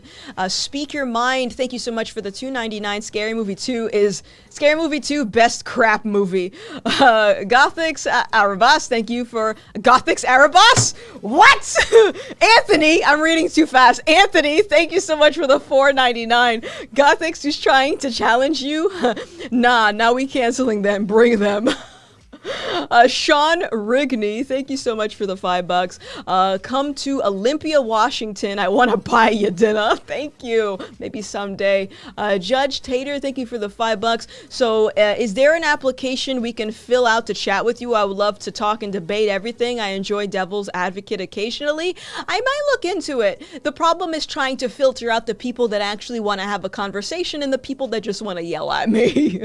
Let's see. And then last over here we have Chris at the $25. Thank you so much. Merry Christmas again. Sorry I had to make it an even bag. Also, this dude kind of clowned himself a bit in his debate. Respect to him for having an opinion, but the whole conservatives should self-center completely lost me. I will agree during that conservative discussion. I don't know. It seemed like there was a little bit of projecting, but again, I did not want to go down that route because we were here to talk about cancel culture and not, politics. Yo, New Era FGC, thank you so much for the $5. Told you this was going to be good. Really enjoyed watching too. No yelling, no name calling, just speaking like adults. Convo kept me engaged. Good, that's good to hear. I like that, y'all. I hope one takeaway from this channel is that people feel emboldened to have conversations and challenge people on their positions, because that's how we learn. It is how it is. So, but yeah, y'all, I hope you all enjoyed that. I will let you know when the next one is, when we're ready to do the next one. By the way, does anyone know what her outro music is? It's actually a stock sound that I got from